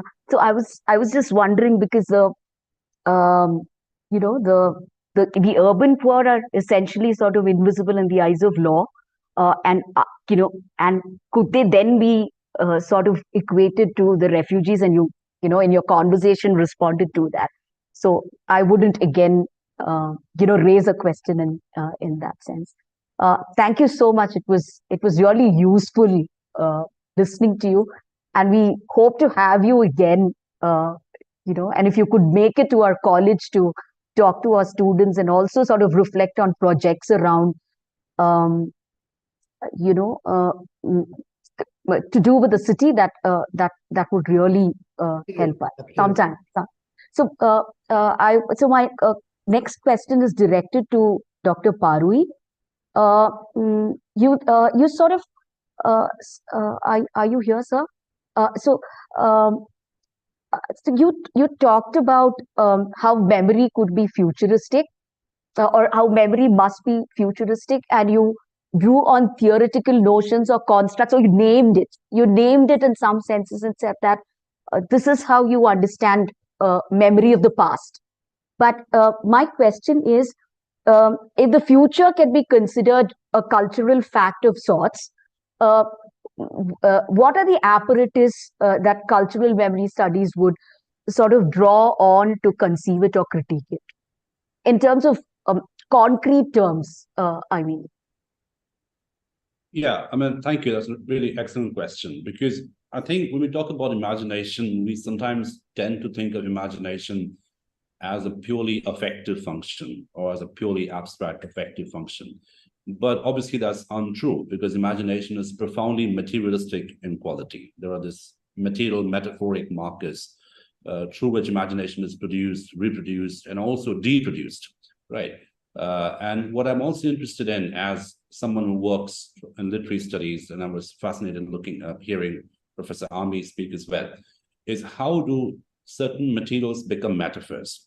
And I think that's really interesting in the study of a city, because every city, you realize across the world, the entire ontology of city formation is a metaphoric function in a certain sense. You say Chennai, it metaphorizes something. You say Bangalore, it metaphorizes something. And I'm very interested in the semantic encoding that happens through metaphors, right? And that semantic encoding is exactly what you sort of alluded to. The cultural tools which invest themselves in the semantic encoding. Now, connecting this to memory, if you look at memory, the broad functional sequence of memory operates through three particular stages. One is encoding, second is consolidation, and third is retrieval, right? Now, each of these three stages, encoding, consolidation, retrieval, each stage is essentially metonymic in quality, because when you encode, you also leave out certain things. You do not encode. So encoding is also de-encoding. Encoding and erasure go hand in hand. And then what gets encoded gets consolidated. And then again, that too is a textual process. Not everything is consolidated. So there is something which is left out as well. And then the final bit is retrieval. And obviously we can't retrieve everything. So there is that quality of non-complete retrieval as well. Now, when it comes to the city, the whole idea of using a collective memory to envisage a future or to create a future or anticipate a future, memory serves as a very important toolkit, a collective memory. Now, I don't have to spell it out for the audience over here, is how this particular toolkit of memory or toolkit of collective memory can be weaponized politically, right? I mean, certain selective metaphors can be brought back in circulation. Certain selected metaphors can be erased away, pushed into oblivion. And this whole production of oblivion, this whole production of amplification. So, for example, you find this is an interesting study, and perhaps Professor Amin can illuminate more on this as well. There are certain crucial functions in certain historical moments when certain metaphors suddenly get animated, right? A certain animation of a metaphor, whether it's a metaphor of sacrality, holiness, politics, or nostalgia, whatever. And that animation of metaphor has almost nothing to do with the past.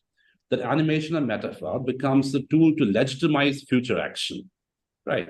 Now, the future action can be military invasion. The future action can be a political spectrum. The future action could be electoral policy. The future action can be a voting campaign. It could be anything across the world. But what I'm really interested in, as someone who sort of inhabits this interface of literature and culture, is the productive and selective and strategic animation of metaphors. So why do certain metaphors get animated suddenly? And obviously, it's not accidental. These are deeply connected to the socio-cultural and also the material reality around it, right? So I'm a little bit guarded when I talk about imagination, when we tend to talk about imagination as a purely abstract affective phenomenon. Of course, it's affective in quality, but the affectivity of imagination is profoundly reliant on the materiality around it, the mutable materiality around it. And I think this particular entanglement of materiality and affectivity is perhaps best understood in literature. And I think Professor Amir was also mentioning it, because at the end of the day, the literary language is about animated metaphors. The literary language is about animated language, right? Figurative language. I mean, there's a difference between, let's say, if I were to tell you, I saw some nice flowers on my way to office today, and if I were to tell you 10,000 saw at a glance, tossing their heads in sprightly dance. Now, so what I'm doing in the second particular passage, when I'm saying 10,000 saw at a glance, tossing their heads in sprightly dance, I'm animating metaphors, right? Which is why we tend to remember literary language more compared to journalistic language. Now, why does this happen? So this is a different study. I won't digress too much. But why do we tend to remember literary lines more compared to, let's say, journalistic lines? Why do you remember the opening line of Pride and Prejudice, for the matter? Why do you remember so much of Shakespeare, for the matter? And the reason is, this is an animated language. It keeps triggering, it keeps animating, right? And I think the animation of metaphors can be seen as a very interesting experiment, so to speak, how the materiality of culture, how the affectivity of culture can sort of come together, and that can be used in all kinds of ways to imagine a future, forge a future, etc.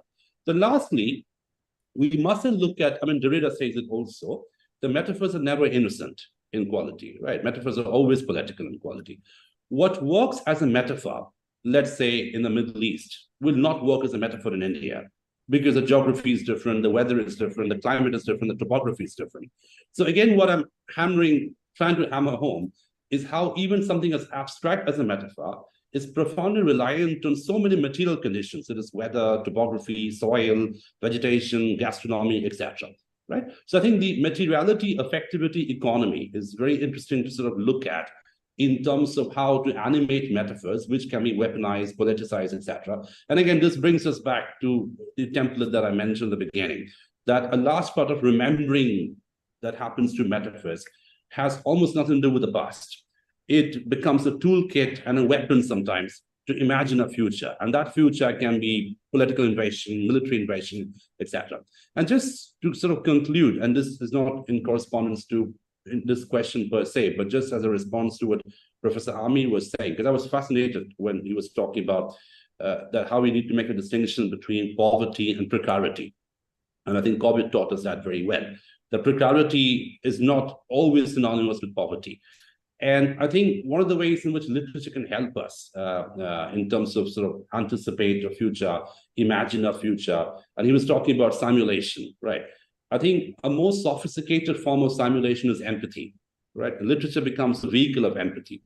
So I think engagement with literature also helps us empathize. Now, empathy has a very spatial quality to it, isn't it? Because I'm imagining myself as someone else. So I'm traveling to somewhere. It has a spatio-temporal dimension as well, right? So I think a really interesting collaboration with a scientist working in a city, a scientist working in Imagine Future, and a literary student working in empathy, a literary scholar who sort of engages with empathy as an affective phenomenon, material phenomenon, linguistic phenomenon, is, I think, would yield a really fantastic collaboration in terms of imagining cities, right? So that would be my response. Thank you very much. Thank you so much, Dr. Parul. My next question is So there are a number of questions that are lined up for each of you, but I don't think we have the time to take it up at this point in time. Maybe we'll mail you and then you could respond to it if you find the time. So my next question is, yes, if you may give me a couple of minutes to yes, sure, because yes, sure. It's hot Yes. on the table, and Abhishek Yes. has kind of neatly brought it to a certain Yes. level, and I Yes, just sure. wanted to expand it a little to make it Yes, more sure. visible. So I think I'll give two examples here, which needs a lot of investigation, collective investigation. One is this coded kind of a imagination around the gig economy. Now, the materialistic or the metaphorical story around this is that this is how we are going to move ahead. But what it is what it is doing is it's trying to hide precarity. So it is being articulated as this one-stop shop to economic and social progress, but it isn't, and we know it very well. And that's where we need to create this counter narrative by kind of not being very, what you say, by not romanticizing poverty, but actually trying to talk about it in such a manner which kind of takes the metaphoric imagination of this gig economy being the prime vehicle of $10 trillion economy, basically trying to take it head on with the same quotes. I think what we need to do is, and Abhishek made this very important point, is that come together and use each other's strength to fight the battle on the same semantics. I think what we do is, and what we end up doing is, because we are so siloed, that we have the language, we have the capacity, but we are not able to take it head on. And the result is that there is a dominant narrative and imagination which then overrides and becomes the reality, and which we all know it isn't. So I just wanted to just build on, because Abhishek neatly kind of got this idea of code, encode, etc. And that's a nice conceptual category to engage with. Thank you. Thank you, Dr. Amir, for responding, Dr. Abhishek. So my next question is directed to Dr. Padma. So we've been talking about vulnerabilities and marginal voices in some sense. So I just wanted to ask you this one little thing. So if official archives do the memory work of the state, and films do the memory work of the world, the nation, and so on, I want to ask you who the custodians of this sort of, so who are the custodians of this sort of an archive? Is it the people, or is it an archival drive owned by many people? If you're looking at the official archives, that is, the state is the custodian of the official archives. I'm going back also to what Abhishek said, the empathy that literature allows, and the fact that literature allows for a different archives to be created. And not just literature, any kind of creative work, cinema, literature, painting. So I think if you take caste, for example, I'm in a state where caste is one of the most it's a huge thing, where it's the cause for a lot of communal and cultural violence that is happening around us. So if you look at what is happening in, say, for example, Tamil cinema now, for instance, there is a huge kind of cinema that focuses on caste, which is the directors consciously deal with caste, and they deal with caste in many different ways. But in the process of dealing with caste, what we realize when we work is that gender gets left out. in some form, or it's just marginally there somewhere. So you probably need another voice or another archivist of a kind to work allows for these different kinds of archives to come in.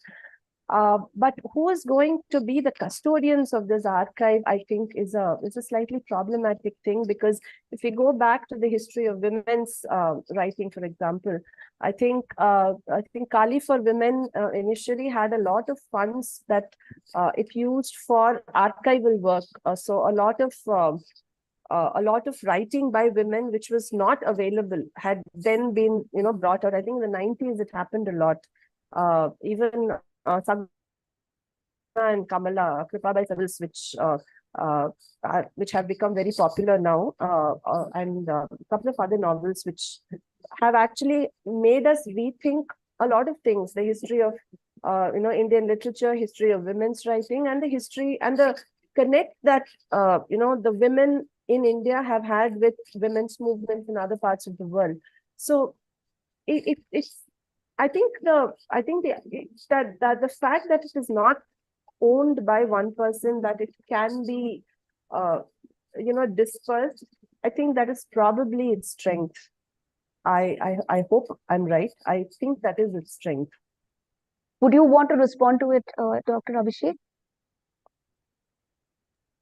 Yeah, I mean, I think I completely agree with Dr. Padma over here. I mean, I'll just give one example how to corroborate this. For the longest time, we did not have a partition museum, for example. Partition museum came into being very recently, I think 2014 or something, a number of stuff. So there's this interesting project which is done by University of Hyderabad, which is the Indian Writing in English project, where I sort of delivered this seminar talk, and I mentioned in that talk, and this, what Dr. Padma says gives me encouragement. I said, for the longest time, the only museum available about partition was a literary museum. The novels and the short stories and the poems and the arts, which kept remembering partition, right?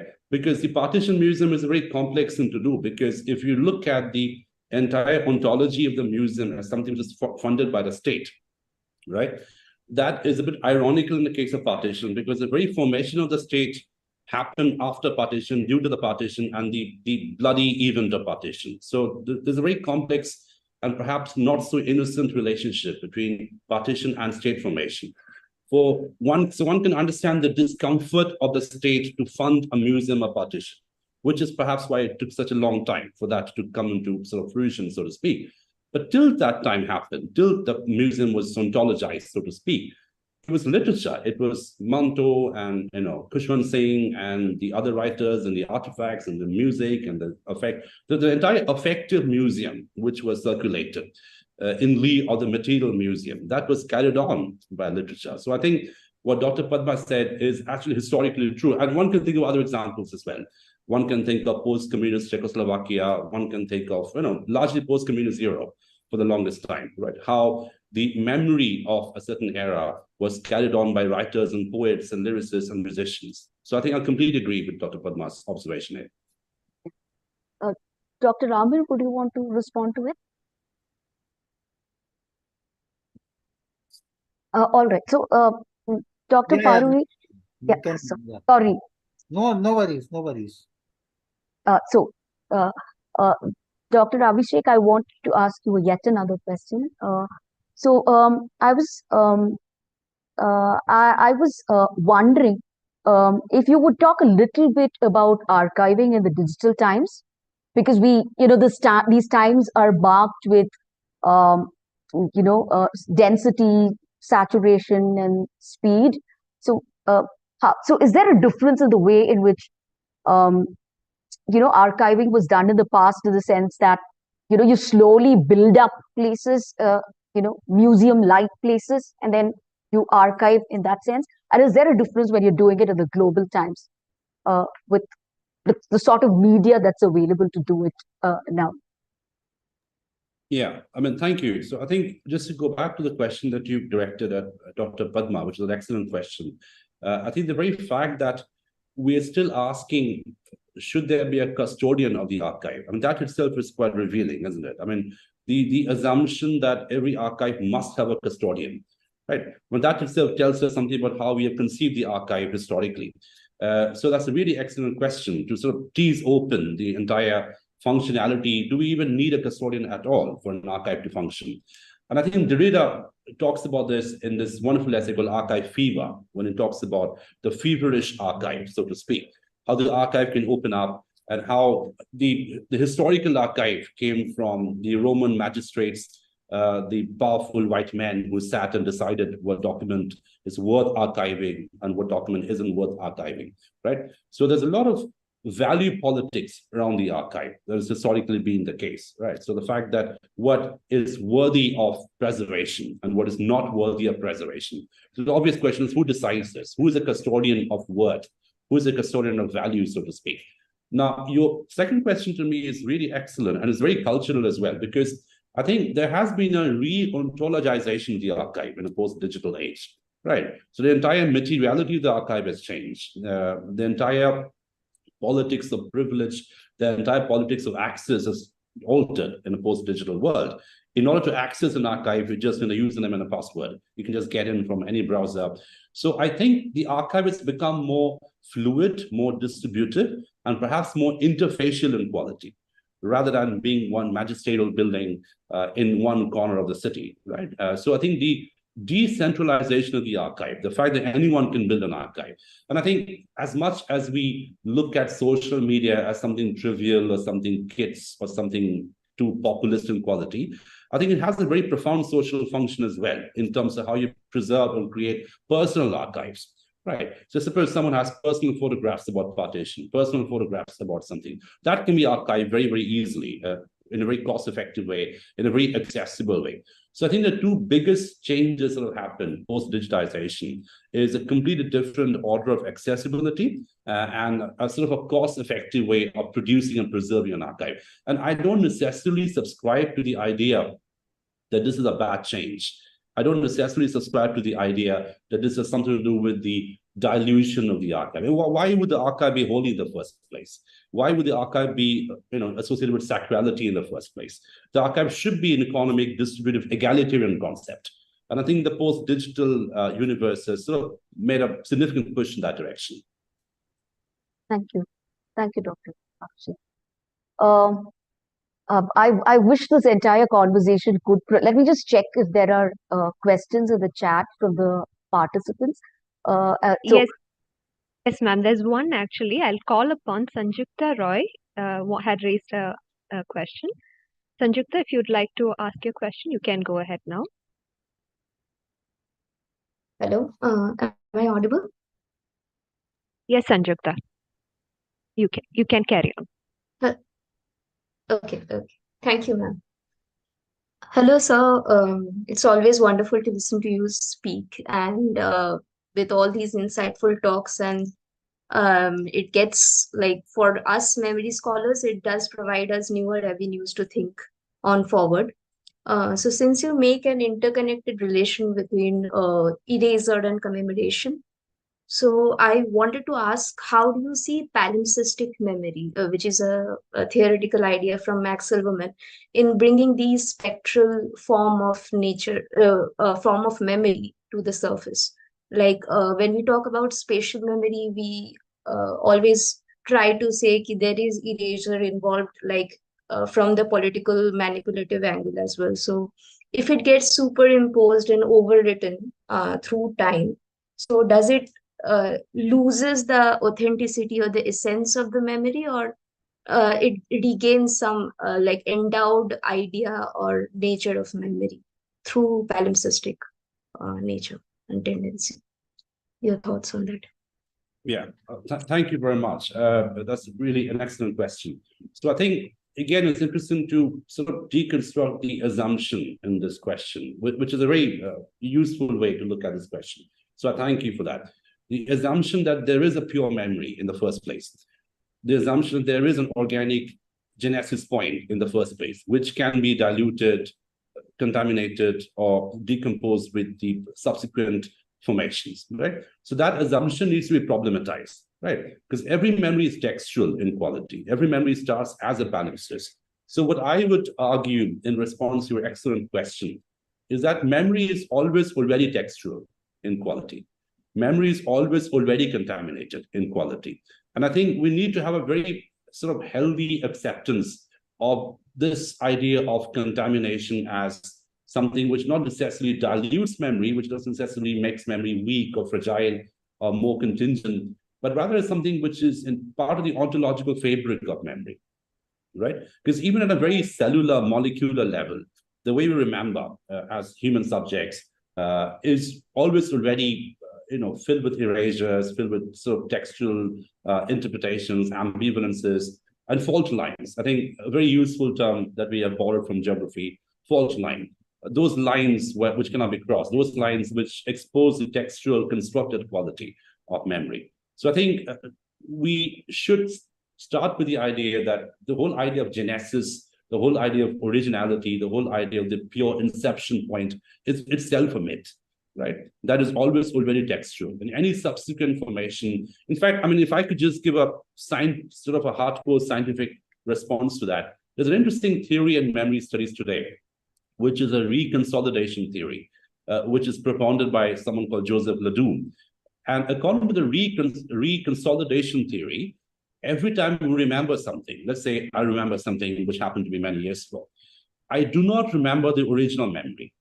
I remember the last remembered version, right? And what I remember now then becomes a template, right? So you can see how there's a constant process of slipping away and textuality about memory. So that would be my response to your excellent question. Thank you. Thank you, sir. Thank you so much, sir. Thank you, sir. Thank you, Sanjukta, for the question. And with that, we come to the end of the panel discussion. It has been a very enriching one. Thank you all. Thank you, Dr. Abhishek, Dr. Padma, and Dr. Amir. Your precious time you spent here with us today. And we are all the more grateful to have had you here. Our students and all our participants have definitely been enriched by your perspectives on this conference theme. We really hope we can come together sometime offline also in campus and meet all of us face to face too. So thank you so much. Thank you. Thank you. Thank you. Thank you. Yeah. Thank you. Bye-bye. Thank you all. We'll end the session now. Paper presentations will follow, starts at 12:15. Paper presenters are requested to join by 12:05. Thank you all. Thank you. Thank you. Thank you.